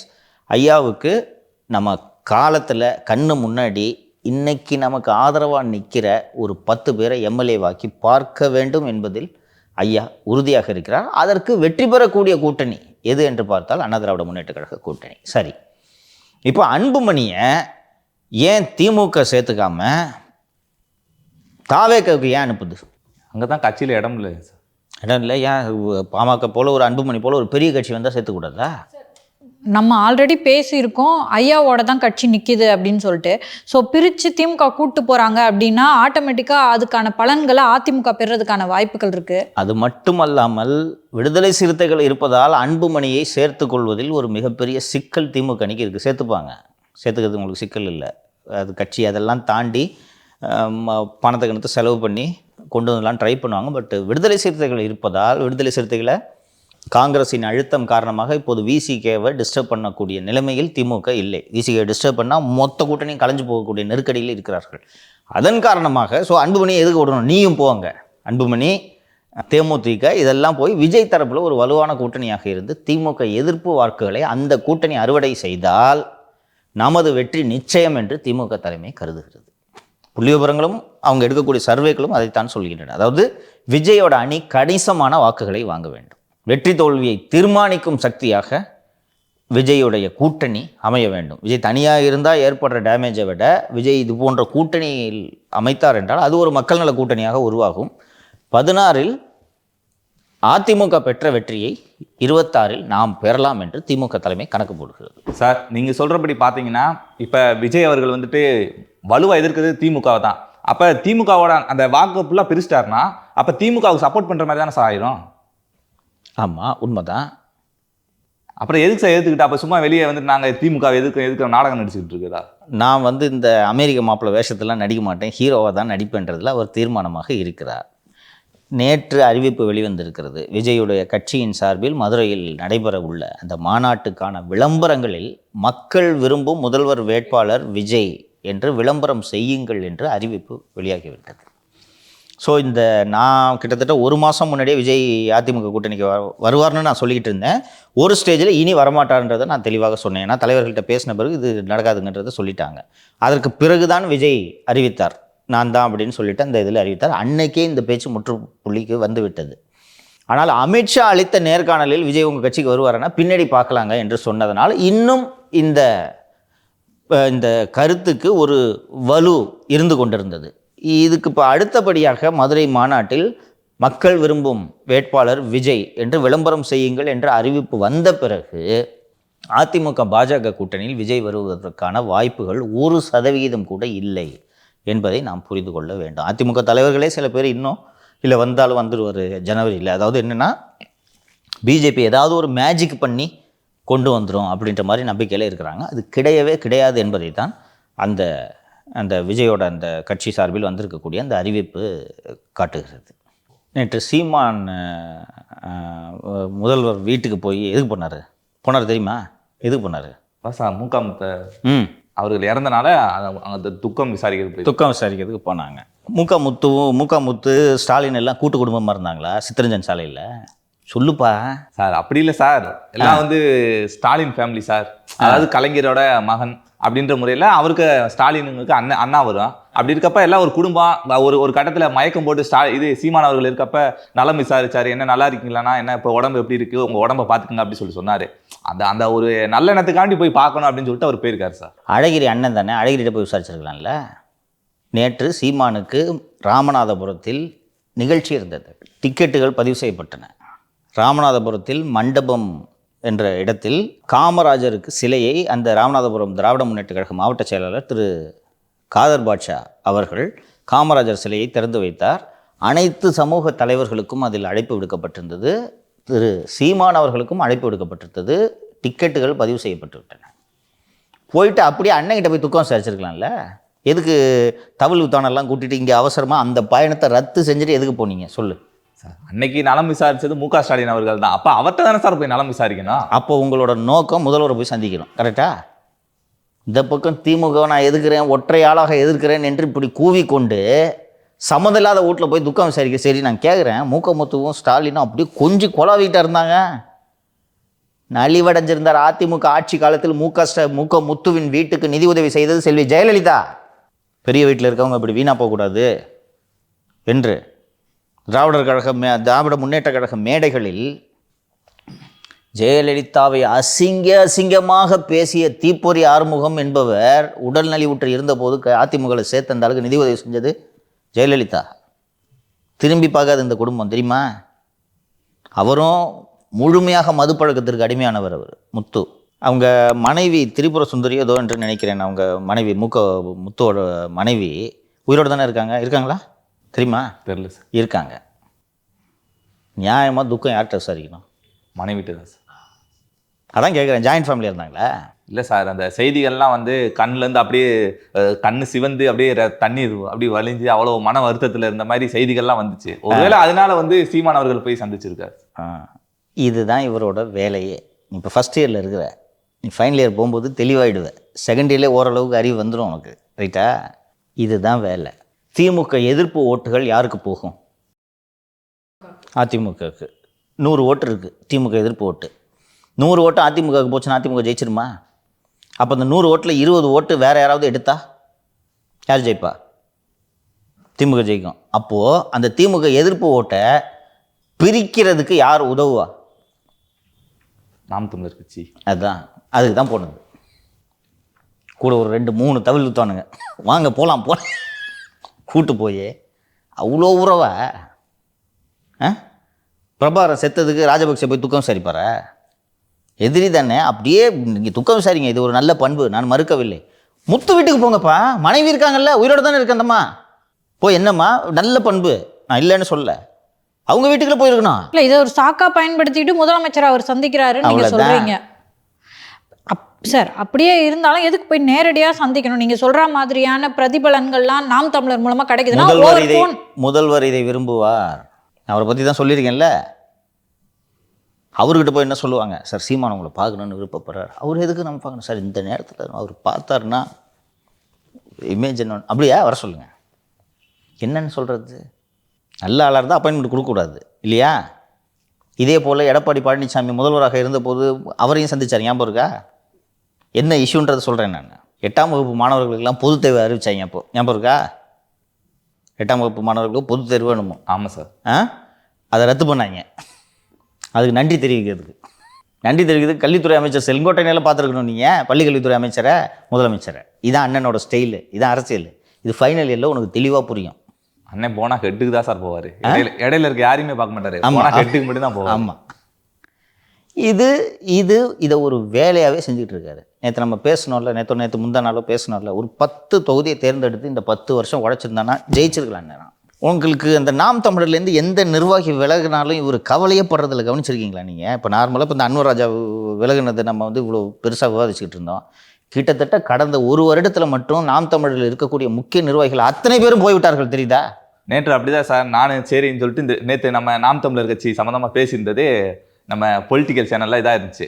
அதுக்கு என் ஃப்ரெண்டு ஒருத்தன் கால் பண்ணிட்டு, ஏன்னா நாம் தமிழரை போய் இப்படி இது பண்ணிட்டீங்க, நீங்கள் பேசுகிறீங்க அப்படி இப்படின்னு சொல்லிட்டு சொன்னான். நான் சொன்னேன், இது ஒரு ஓட்டப்பந்தயம் இருக்குடா, அதில் நம்ம போய் பங்கேற்று ஓடுறோம்னா அது எதுக்கு ஓடுறோம்? ஜெயிக்கிறது தானே ஓடுறோம் அப்படின்னு சொல்லிட்டு சொன்னேன். அப்படி இல்லடா, சீமான் கொள்கை வந்து நல்ல கொள்கை, திராவிட கட்சிகள் உனக்கு தெரியும்ல. அவர் வந்து மரம் விழிப்புணர்வு பண்றாரு, மாடு இதெல்லாம் வந்துட்டு விழிப்புணர்வு பண்றாரு, மேய்ச்சல் நிலம் அப்படி இப்படி சொல்லிட்டு நல்லா உணர்வுபூர்வமா பேசினேன். இதனால என்னடா அவருக்கு என்ன லாபம், எங்கடா ஜெயிச்சாரு அப்படின்னு சொல்லிட்டேன். அப்படி இல்லடா, இது கொள்கைடா அப்படி இப்படின்னா அவனும் ஃபர்ஸ்ட் இயர். ஆனா உணர்வுபூர்வமா எல்லாருமே நாம் தமிழர் கட்சி எல்லாருமே வந்துட்டு உணர்வுபூர்வமா வந்து இருக்காங்க. அதை இங்க இருக்க யாராலுமே மறுக்க முடியாது. அவங்களுக்கு வந்து ஒரு வாக்கு சதவீதம் இருக்கு எல்லாம். இது மூலியமா என்ன பயனே, விழிப்புணர்வு அவர் அது சொன்ன இன்னொன்னு, தமிழ் வந்து நாங்க ஏதாவது இந்த இப்ப குடமுழுக்கு நடந்துச்சுல, அதெல்லாம் தமிழ்ல நடந்துச்சு. இந்த மாற்றத்துல யாரா கொண்டு வருது, சீமான் தாண்டா கொண்டு வராரு. இப்ப வந்து தமிழ்நாட்டுல ஒரு தமிழ் வந்து கொண்டு வந்து இன்னைக்கு எல்லாம் முன்னிறுத்தி பேசுறாங்கன்னா அதுக்கு முக்கிய காரணம் நாம் தமிழர் கட்சியினுடைய தலைவர் சீமான் அவர்கள் தான்டா. அப்படி இருக்கப்ப எப்படா நீங்க அவரை இப்படி பேசலாம் வைக்கலாம் அப்படின்னு சொல்லிட்டு கேட்டான். அதெல்லாம் ரைட்டரா, மக்கள் வந்து ஓட்டு போட்டு அவரை ஜெயிக்க வைக்கணும்ல, ஜெயிக்க வைக்கலையடா அப்படின்னு சொன்னேன். அது எப்படா, அடே இல்லடா நீங்க அப்படி பேசக்கூடாது. அவங்ககிட்ட ஏன்னா நம்ம ஒரு தேர்தலில் நிற்கிறோம்னா நீங்கள் சொல்கிற உண்மையில நான் அதை ஏற்றுக்கிறேன். நம்ம என்னதான் வந்துட்டு ஒரு நாம் தமிழர் கட்சிக்கு வந்து நான் சப்போர்ட் பண்ணல வைக்கல அப்படின்னு சொல்லிட்டு பேசினாலும் கூட நம்ம தேர்தலில் நிற்கிறதே ஜெயிக்கிறதுக்காக மட்டும்தான். அதை தவிர சும்மா வந்துட்டு பங்கேற்று போய் நின்றா காசு வேஸ்ட்டு, நம்ம இவ்வளோ நாள் நின்றது வேஸ்ட்டு. அது இன்னொன்று சொன்னான், ஒரு ஓட்டப்பந்தயத்தில் நான் வந்து இப்போ நிற்க வைக்கிறாங்க அப்படின்னு சொல்லிட்டு நான் சொன்னப்ப அவன் சொன்னா திமுக ஒரு 150 மீட்டருக்கு முன்னாடி நிற்க வச்சிடறாங்க, எங்களை பின்னாடி நிற்க வச்சிடறாங்க.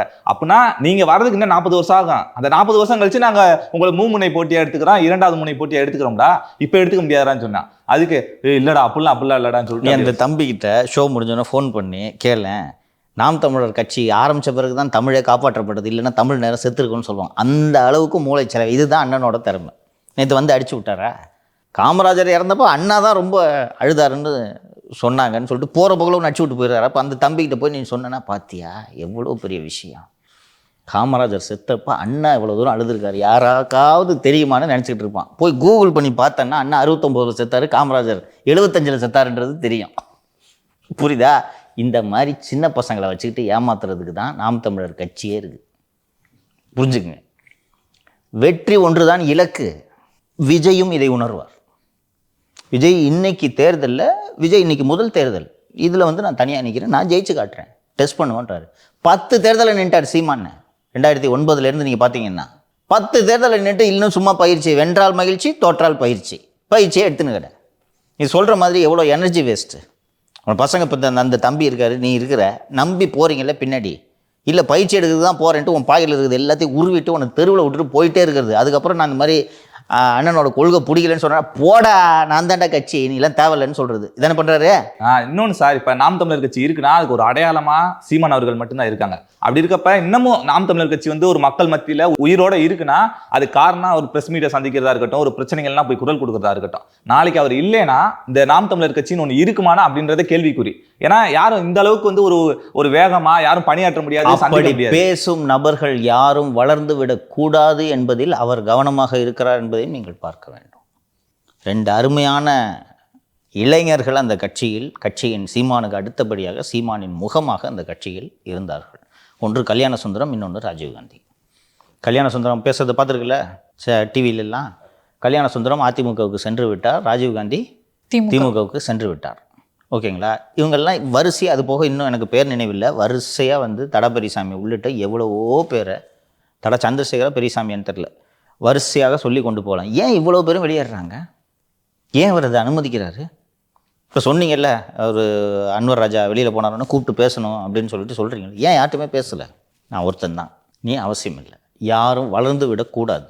என் கூட சேர்ந்து வியாபாரம் பார்க்குறவங்க மட்டும் என் கூட இரு. உண்மையிலே இந்த தமிழ் தேசியம் பேசிக்கிட்டு இருந்தேன்னா கிளம்பு. இதுதான் அவரோட எண்ணம். அதனால தான் விமர்சனம் பண்ணுறோம். ஸோ இப்போ போய் திமுக எதிர்ப்பு வாக்குகள் அதிமுகவுக்கு சென்று விடக்கூடாது என்பதை தவிர சீமானோட நோக்கம் என்ன? நீ உண்மையிலே இவ்வளோ எதிர்பார்த்துச்சுன்னா போய் சம்மதம் பக்கத்து வீட்டில் போய் துக்கம் கேட்பேன். நீ இந்த வீட்டில் சாவு, பக்கத்து வீட்டில் போய் துக்கம் கேட்குறது என்னங்க? பக்கத்து வீட்டுக்கார செத்துட்டாராம இப்போ அவங்க, நான் கூட அழுதாங்கன்றது. இது மட்டும்தான் வேலை. அவர் இதோட ஆளுங்கட்சியோட இது போன்ற சமரசங்களை எல்லாம் செய்து கொள்வதில் பெயர் போனவர் அண்ணன் சீமான். நல்லவர், எல்லாத்துக்கும் குரல் கொடுப்பார். கொள்கை நல்ல கொள்கை, எல்லாமே நல்ல கொள்கை. அற்புதமான தலைவர், அற்புதமான பேச்சாளர். அவருக்கு இணையாக பேசக்கூடிய ஒரே ஒரு தலைவர் கூட தமிழகத்தில் இல்லை. இது எல்லாமே உண்மை. ஆனால் அதற்காக அவர் நடத்தும் கட்சி சரியானதுன்னா இல்லை. அந்த கட்சி வியாபாரம் செய்வதற்காக மட்டுமே நடத்தப்படுகிறது. ஒன்று மாதிரி ஃபஸ்ட் இயர் பேட்ச் வந்துக்கிட்டே இருப்பாங்க, பாஸ்வேர்ட் டைப் போன உடனே அதை வச்சு அவர் கட்சி ஓடிக்கிட்டே இருக்கும். எனக்கு கூட ரொம்ப ஷாக்கிங்காக இருந்துச்சு சார். ஏன்னா வந்து அதிமுக மேலே இது வரைக்கும் ஒரு சாஃப்ட் டோன் எடுத்திருக்காரு. திமுக அந்த அளவுக்கு ஒரு கடுமையான விமர்சனங்களை பண்ணுவார். ஸோ இந்த நிமிஷம் இவர் போய் இதை செய்ய வேண்டிய அவசியம் தேவை போகிறது பிரச்சனையே இல்லை. எனக்கு முத்தோட இறப்புக்கு போய் ஒரு மாலையை போட்டிருந்தாருன்னா யாரும் பேச போகிறதே கிடையாது. செத்து 4 நாள் கழித்து அப்படி மனைவி கிட்ட போய் நீங்கள் துக்கம் விசாரிச்சிருந்தாலும் நான் தவறுன்னு சொல்ல மாட்டேன். அழகிரி வீட்டுக்கு போயிருந்தாலும் நான் தப்பு சொல்ல மாட்டேன். மதுரை இந்த ராமநாதபுரத்தில் நிகழ்ச்சி இருக்குது, சிலை திருப்பு நிகழ்ச்சி. அங்கே போயிட்டு அப்படியே அழகிரி வீட்டில் போய் துக்கம் விசாரிச்சேன். அழகிரி தான் எப்படி அழுதார் பார்த்தீங்களா அந்த சாவில். அழகிரி வீட்டுக்கு போயிட்டு துக்கம் விசாரிச்சானா அது இன்னும் முறையும் கூட. என்னென்னா மூத்த மகன் குடும்பத்தில், அது போக அவர் பையனை உடம்பு சரியில்லாமல் இருக்கு, அப்படி போய் பார்த்த மாதிரி இருக்கும். அதனாலும் சரி சிஎம்ஐ பார்க்குறது இது என்ன லாஜிக்கு? அவரோட இதை புரிஞ்சுக்குங்க. இது மாதிரி அப்பாயின்மெண்ட் கொடுத்துட்டாருன்னா லொடுக்குன்னு அதை கேன்சல் பண்ணிட்டு ராமநாதபுரம் வரல போ அப்படின்ட்டு கிளம்பி போகிறாருன்னா இதான் மேட்ரு. சார் ஒருவேளை கூட்டணிக்கு வர்றதுக்கு எதுவும் வாய்ப்பு எதுவும் இருக்கா சார்? கூட்டணி ஒரு நாளும் சீமான் வைக்க மாட்டார், அது புரிஞ்சுக்குங்க. கூட்டணி ஏன் வைக்கவே மாட்டார்னா கூட்டணி வச்சா ஜெயிச்சிருவான் ஒரு 4 பேர். அது கூடாது. அண்ணா மதிமுக மாறுற மாதிரி கட்சியை உடைக்க ட்ரை பண்ணி நிர்வாகி வெளியில் போகும்போது என்ன சொல்கிறாரு? டேய் நான் தானே கட்சி போடா அப்படின்றாரு. அவன் வெறும் நிர்வாகி இருக்கிறதுனால போயிட்டு ஏதாவது புலம்பிக்கிட்டு தமிழ் தேசியம் அது இதுன்னு பேசிகிட்டு இருக்கான். எம்எல்ஏ ஆகிட்டானா மதிப்பான உன்னை? சீமான் தான் கட்சின்னு அன்றைக்கி பேச முடியுமா? அவன் கட்சியோட எம்எல்ஏவாக இருப்பான், நீ தான் சாதாரண ஆளாக இருப்ப. அது அவரோட அத்தாரிட்டிக்கு சேலஞ்சு. நாம் தமிழர் கட்சியில் ஒரே ஒருத்தன் கூட எம்எல்ஏ ஆகக்கூடாதுன்றது ஒன்று தான் சீமானின் லட்சியம். வந்துருச்சுன்னா பவர் சென்டர் ஆகிடுவான்ல, உன்னோட நல்லா பேசுவான். அப்புறம் கல்யாண சுந்தரம் மாதிரி பேசி கல்யாண சுந்தரம் போய் இன்றைக்கி எம்பி ஆகிட்டாருன்னு வச்சுக்கோங்க, என்ன ஆகும்? ராஜீவ்காந்தி எம்பி என்னன்னா எம்எல்ஏ ஆகிட்டாருன்னா அது வெளி கட்சிக்கு போய் ஆகிக்க, என் கட்சியில் ஆகக்கூடாது. இங்கே நான் ஒருத்தன் தான் மாப்பிள்ளை. பயிற்சி கொடுத்து அங்கே மற்ற கட்சிகளுக்கு எல்லா கட்சிக்கும் போங்க. நான் ட்ரைனிங் சென்டர் தானே நடத்துகிறேன், கட்சியாக நடத்துகிறேன், அவ்வளோதான். உங்களுக்கு வந்து ஒரு சில பிரச்சனைகள் வரும்போது சீமான் குரல் கொடுத்துருக்காரு. அப்படி இருக்கும்போது அவர் மேலே இப்படியான விமர்சனங்களை வைக்கிறீங்களே? குரல் கொடுப்போம். யாருக்கு பிரச்சனை வந்தாலும் குரல் கொடுக்க வேண்டியது ஒரு அரசியல் கட்சி தலைவரின் கடமை. இப்போது அவங்க சீமான் அவர்கள் ஊரில் இல்லாத சமயத்தில் வீட்டில் சென்று நோட்டீஸ் ஒட்டினார்களே, அதுக்கு நம்ம சேனல் மாதிரி பேசுனது எந்த சேனலும் கிடையாது. காவல்துறையை அப்படி கடுமையாக கண்டித்து பேசிய ஊடகம் எந்த ஊடகமும் கிடையாது. நான் இன்றைக்கி பேசினேன்றதுக்காக சீமான் நான் சொல்கிறதெல்லாம் கேட்கணுமா? இது என்ன லாஜிக் இது? ஒரு ஊடகமாக அவர் வீட்டில் நடந்த அநியாயத்தை கண்டிப்பது என் கடமை. ஒரு அரசியல் தலைவராக என் வீட்டில் நடந்த அநியாயத்தை கண்டிப்பது அவரது கடமை. புரிஞ்சு போச்சு. அது மட்டும் இல்லை சார், நான் எப்போவுமே நினச்சிருக்கேன், திரு சீமானை எப்போல்லாம் வருண்குமார் வந்து நெருக்கடி கொடுக்குறாரோ, தேவையில்லாமல் சிக்கல் பண்ணுறாரோ, அந்த டைம்லலாம் என்ன மீறி தான் எங்கள் அண்ணனை தொடணுன்ற அளவுக்கு நீங்கள் அவருக்காக பேசியிருக்கீங்க. எனக்கு இந்த காவல்துறையோட அராஜகங்களை எதிர்த்து பேச வேண்டும். குறிப்பாக நாம் தமிழர் தலைமை ஒருங்கிணைப்பாளர் திரு சீமானோட கட்சியினரையும் சீமானையும் இந்த வருண்குமார் செய்வது கடுமையான கண்டனத்திற்குரியது. அதை அனுமதிக்கவே கூடாதுன்றதுக்கு நாளைக்கும் பண்ணுவேன்றேன். நான் நாளைக்கு வருண்குமார் இல்லை வேறு ஏதோ ஒரு ஐபிஎஸ் அதிகாரி சீமான் மேலே வழக்கு போட்டோ இல்லை அவங்கள வந்து பொய் கேஸில் அவங்க கட்சியை சேர்ந்தவர்கள் பொய் கேஸில் போட்டால் நான் தான் பேசுவேன். அதுக்காக நான் சீமானை விமர்சனம் பண்ணக்கூடாதா? இது என்ன லாஜிக் இது? சரி, நான் என்ன இப்போ சீமானை மட்டுமே விமர்சனம் பண்ணேன்னா வேறு யாரையும் விமர்சனம் செய்வதில்லை, எல்லோரையும் தான் விமர்சனம் செய்கிறேன். அதுதான் என்னுடைய வேலை.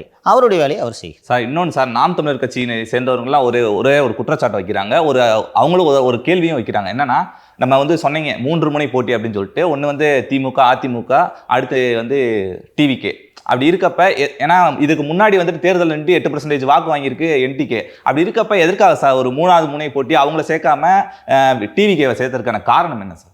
நான் ஏற்கனவே அந்த நிகழ்ச்சியில் சொன்னேன், இப்போவும் சொல்கிறேன். இன்று விஜய் ஒரு அன்டெஸ்டடான ஃபோர்ஸ். இது வரைக்கும் விஜய் எத்தனை சதவீதம் வாங்குவார் என்பது தெரியாது. ஒரு மிகப்பெரிய ஸ்டார் ஒரு கட்சியை ஆரம்பிக்கிறார். இப்போ விஜய் 8% வாங்கினான்னா அடுத்த எலெக்ஷனில் இருமுனை போட்டின்னு சொல்லுவேன். அப்படி இல்லைன்னா விஜய் சீமான் இவங்க எல்லாத்தையும் ஒன்றா சேர்த்து அது முனையே கிடையாது. புரியுதா? இன்றைக்கி ஏன் மும்முனை போட்டின்னு சொல்கிறான்னா, இன்றைக்கி அன்டெஸ்டட் ஃபோர்ஸாக அவர் இருக்கிறதுனால தான். 2006 மும்முனை போட்டி அதிமுக திமுக தேமுதிக. அன்றைக்கி விஜயகாந்த் கட்சி ஆரம்பித்த புதுசு. 2011 அது இருமுனை போட்டியாக மாறிவிட்டது இல்லவா? அது போல் விஜய் அவர்கள் இந்த தேர்தலில் 26 ஒரு 15% வாங்கிட்டு தோத்துறாருன்னு வச்சுங்க. அதுக்கப்புறம் அவரை மும்முனை போட்டியெல்லாம் கருத முடியாது. அது ஏதோ போட்டிடுறாருங்க சும்மா. அதுலேயும் சொல்கிறாங்க, ஒருத்தர் வந்து நிரூபிச்சிருக்காரு, நிரூபிக்காததுக்கு முன்னாடி அவர் எப்படி ஒரு 3வது முனை போட்டியாக வந்து கருத முடியும் அப்படின்றதையும் சொல்லி 2045 நிரூபிப்பாரா? அது வரைக்கும்லாம் வெயிட் பண்ண முடியாது. 10 வருஷம் ஆச்சு, 12 வருஷம் ஆச்சு கட்சி ஆரம்பிச்சு, இன்னும் என்றைக்கு நிரூபிக்க போகிற நீங்கள் ஏற்கனவே நிரூபிச்சிட்டதுனால தான் உங்களை மும்முனை போட்டியாக கருதலை. புரியுதா? இதே இது சீமான் அவர்கள் வந்து இன்னைக்கு கட்சி தொடங்கி ஒரு மாசு அவருக்கு இருந்துச்சுன்னா அவரையும் 3வது முனை போட்டியாக தான் நம்ம சேர்த்துக்க முடியும். ஏன்ப்பா ஒரு 2 எம்எல்ஏ ஜெயிங்கப்பா முதல்ல.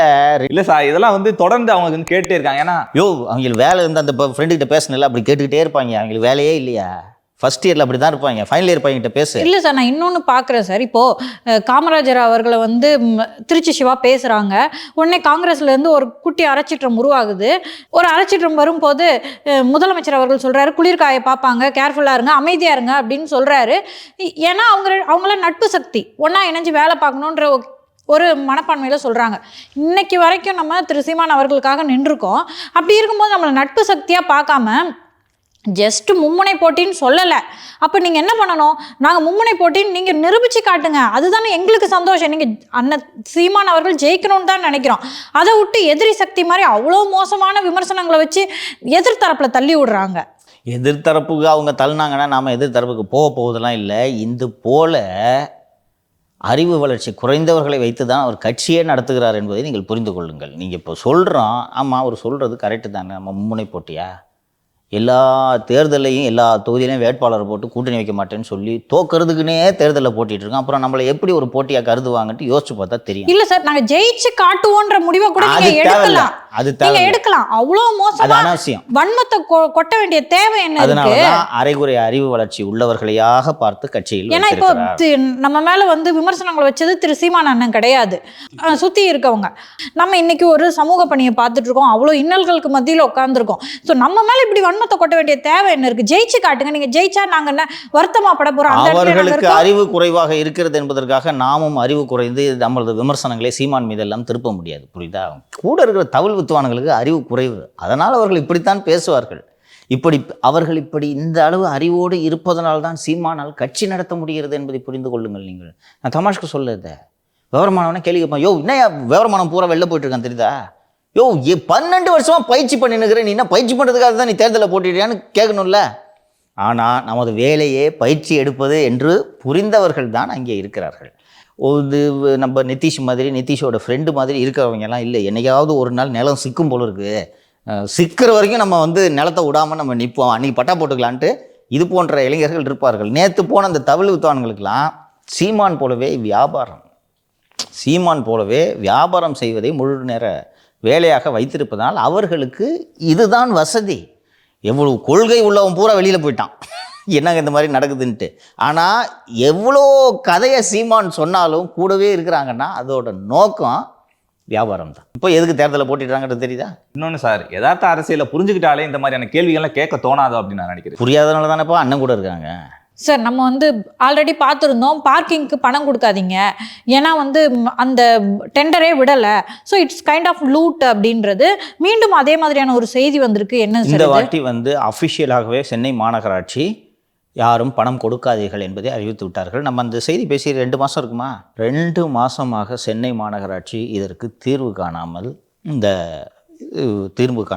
தடுமாறி இப்போது இந்த பார்க்கிங் கட்டணம் வசூல் செய்யும் வேலையை செய்து கொண்டிருந்த முன்னாள் இராணுவ பணியாளர் கழகத்தின் ஒப்பந்தத்தை ரத்து செய்துவிட்டோம், நாங்கள் இந்த பார்க்கிங்குக்கான புதிய ஒப்பந்தம் போடும் வரை நீங்கள் வண்டி நிறுத்துவதற்கு கட்டணம் செலுத்த வேணாம்னு சென்னை மாநகராட்சி அஃபிஷியலாக அறிவிப்பு விட்டிருக்கிறார்கள். இது போன்ற ஒரு கையாலாகாத மாநகராட்சியை எங்கேயாவது நீங்கள் பார்த்திருக்கிறீர்களா? இந்த மாநகராட்சி மக்கள் கொடுக்கும் இது போன்ற கட்டணங்களை வைத்து தான் மாநகராட்சி இயங்குகிறது. இந்த கட்டணம் ரொம்ப முக்கியம். அதுவும் சென்னை போன்ற பெருநகரங்களில் இந்த பார்க்கிங் கட்டணன்றது ஹியூஜ். அப்போ எவ்வளோ பெரிய வருவாய் இது. கையில் துட்டு இல்லாமல் தானே நீங்கள் போய் மும்பை பங்குச்சந்தையில் கடன் வாங்குறீங்க. அப்போது இந்த பார்க்கிங் டெண்டர் முடிய போது அடுத்த ஒருத்தனுக்கு கொடுக்கணும்னு சொல்லிட்டு உங்களுக்கு இந்த அடிப்படை அறிவு கூடவா இருக்காது? கிட்டத்தட்ட 1 வருஷமா டெண்டர் விடல சார். இப்போ என்ன சார் காரணம்? டெண்டர் விடுறதுல உங்களுக்கு என்ன சிக்கல்? சரியாக செட்டிங் இவர்களால் செய்ய முடியவில்லை. ஏற்கனவே அந்த ராஜ்சத்தின் நிறுவனம் ஒன்று, பெங்களூரை சேர்ந்த நிறுவனத்தின் பேரில் ராஜ்சத்தின் ஒரு சென்னை மாநகராட்சி பார்க்கிங் கான்ட்ராக்ட் எடுத்துகிட்டு இருந்தாருன்னு சொன்னேன். அந்த நிறுவனத்தோடு ஒப்பந்தம் முறிந்து போய் அது ரத்து செய்யப்பட்டு அந்த நிறுவனத்துக்கு அபராதம் எல்லாம் சென்னை மாநகராட்சி விதித்த பிறகு இந்த முன்னாள் இராணுவத்தினர் கழகத்துக்கு நீங்கள் வசூல் பண்ணிங்கன்னு ஒப்பந்தம் போட்டு கணக்கிலே வராமல் தனியார் வசூலித்து கொண்டிருந்தார்கள். அந்த 100 ரூபாய் 200 ரூபாய்லாம் வாங்கிட்டு இருந்தாலும் இது போலவும் இது நடந்து கொண்டிருந்தது. அதற்கு பிறகு தொடர்ந்து ஒரு பீரியடில் பார்த்தீங்கன்னா யார் வசூலிக்கிறாங்கன்னே தெரியாமல் பணம் மட்டும் வசூலிச்சுட்டு இருப்பாங்க. அது எங்கே போகுதுன்னே தெரியல. அந்த நேரத்தில் தான் அந்த டைம்ஸ் ஆஃப் இந்தியாவில் அந்த செய்திகள் வந்த பிறகு இதை சரி பண்ணுறேன்னு சொல்லிட்டு குமரகுருபரன் மாநகராட்சி ஆணையர் திரு குமரகுருபரன் அவர்கள் ஒரு அறிக்கை வெளியிட்டு நாங்கள் இதை சரி பண்ணுறோம் அப்படின்னு சொல்லிட்டு அறிவிப்புலாம் வெளியிட்டார். பேட்டி கூட கொடுத்தாருன்னு நினைக்கிறேன். 2.5 மாதம் ஆகுது. இது ஒரு டெண்டர் விட்டால் முடியும்ல, ரேட்டு படி இல்லை. இப்போது இன்னொரு சிக்கலை புரிஞ்சுங்க. இன்றைக்கி பார்க்கிங் டெட்டு விட்றீங்க, குறைஞ்சது 3 வருஷத்துக்கு நீங்கள் டெண்டர் விடணும். 3 வருஷத்துக்கு விடுற டெண்டருக்கு 1 வருஷ காசு நீ என்கிட்ட இப்போ லஞ்சமாக கொடுன்னு கேட்பாங்க. நீங்கள் கொடுப்பீங்களா? அடுத்த கவர்மெண்ட் வந்து இதே கான்ட்ராக்ட் இருக்குன்றது கேரண்டி இருக்கா?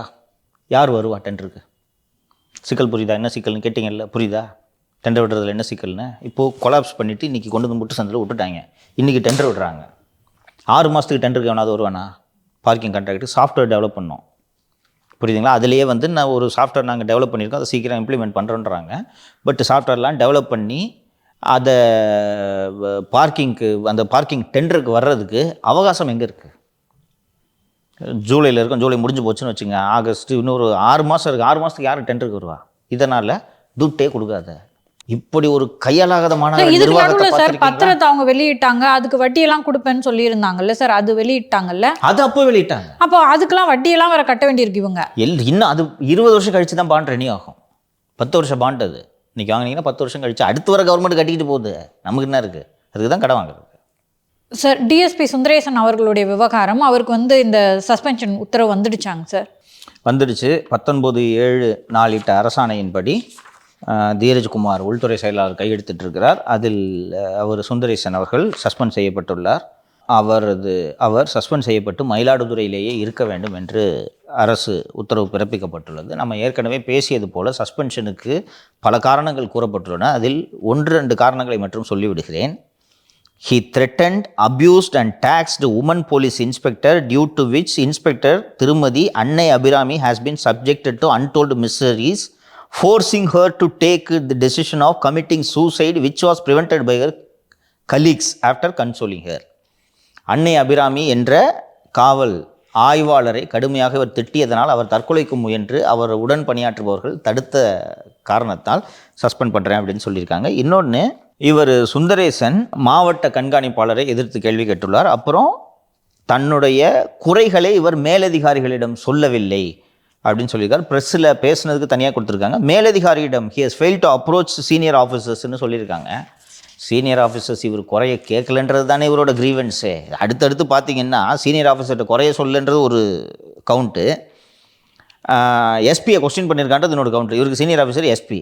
அவர் திரு சுந்தரேசன் தரப்பில் சொல்லப்படுவது என்னவென்றால், 8 மாதங்களாக பணியில் இருக்கிறார். இந்த 8 மாதங்களாக அங்கே மயிலாடுதுறை காவல் கண்காணிப்பாளர் திரு ஸ்டாலின் ஒரே ஒரு நாள் கூட இவர்களிடம் தொலைபேசியில் பேசியதில்லை. வாட்ஸ்அப்பில் மெசேஜ் அனுப்புனா பதில் கூட போடுறதில்லை. பார்த்துட்டேன் எஸ் குட்டுன்னு கூட பதில் போட மாட்டார். நேராக சந்திக்கலாம் என்று சென்றால் 2 மணி நேரம் காக்க வைத்து விட்டு உள்ளே நுழைந்தேன், ஓகே போயிட்டு வாங்க. இதை தாண்டி ஒரு வார்த்தை கூட பேசியது கிடையாது. அப்போ எப்படி கிரீவன்ஸை அட்ரஸ் பண்ணுவார்? என்னை கூப்பிட்டு பேசுனீங்க? யார் கூப்பிட்டு பேசுனீங்க? இன்னொன்று, நீங்கள் இந்த குறைய கேட்டிருந்தாலே இந்த மனுஷன் இப்படி போய் ப்ரெஸ்ஸில் போய் வெடிக்க வேண்டிய தேவையில்லை. ஒரு ஒரு வாய்ப்பே இல்லை. நம்ம இன்றைக்கி விரிவாக பேசணும். வண்டியை பிடுங்கிட்டாங்கன்னு இவர் நடந்து போகிறாரு. வண்டியை பிடுங்கலைன்னு சொல்லிட்டு நீங்கள் பத்திரிகை செய்தி வெளியிட்ட பிறகு தானே அவர் ப்ரெஸ்ஸை சந்திக்கிறாரு. நீ இந்த அளவு ஒரு மனுஷனை புஷ் பண்ணிவிட்டு நீ மேலதிகாரிட்ட உன் குறைய சொல்லலைன்னா எப்படி சொல்லுவாங்க? அதுவும் அன்னைக்கு அவரோட ரிப்ளையை பார்த்தோம். நான் இப்போ தான் அதை ஷார்ட்ஸில் பார்த்தேன். தவறான தகவல். இதை தவிர அவர் ஸ்டாலின் எதுவுமே பேசலை. அது வந்து சுந்தரேசன் ப்ரெஸ் மீட் வச்சோடனே நைட்டு வந்து நீ லைவில் போய் ப்ரெஸ்ஸில் பேசுன்னு சொன்ன உடனே அவருக்கு தயார் கூட ஆகல. எது கேட்டாலும் தவறான தகவல்னு ஒன்று மனப்பாடம் பண்ணி வச்சுக்கிட்டார். எது கேட்டாலும் அது தவறான தகவல், இதுவும் தவறான தகவல், அதுவும் தவறான தகவல். நீங்கள் அடுத்து கேட்க போகிற கேள்விக்கு நீங்கள் என்ன கேள்வி கேட்டீங்கன்னா அதுவும் தவறான தகவல், அவ்வளோதான் வாங்கன்றார். இது டிஎஸ்பி வந்து பேட்டி கொடுத்தாரா? அதுவும் தவறான தகவல் அப்படி தான் சொன்னார் அவர். இப்போ எவ்வளோ மிஸ்மேனேஜ் பண்ணுறாங்க பாருங்கள் டிபார்ட்மெண்ட். இன்றைக்கி வரைக்கும் இந்த இஷ்யூவை இவ்வளோ விஷயம் நடந்திருக்கிறது முதல்வருக்கு தெரியுமான்ட்டு எனக்கு சந்தேகமாக தான் இருக்குது. வளைந்து போங்க நெளிந்து போங்க அப்படின்னு நீங்கள் சொன்னதாக சொல்கிறாங்க. தவறான தகவல். ஏன்னா 2 காவல் உயர் அதிகாரிகள் ஏடிஜிபி டேவிட்சன் ஆசீர்வாதமும் உளவுத்துறை பிரிவு ஐஜி செந்தில்வேலி, இவங்க 2 பேர் தான் இதுக்கு பிரச்சனைக்கு காரணம். அவங்க கூட வந்து எஸ்பி இன்ஸ்பெக்டர் நிறைய நீதி விசாரணை வேணும் அப்படிங்கிற மாதிரி ஒரு கருத்தை சொல்லியிருக்காரு. தவறான தகவல். அவர் அந்த குற்றச்சாட்டு வைக்கிறார் சார். இன்றைய அரசியல் நேரத்தில் பல விஷயங்களை பற்றி நம்ம விவாதித்தோம், நாளையும் விவாதிப்போம் சார். நன்றி நிதிஷ். நன்றி மாலதி.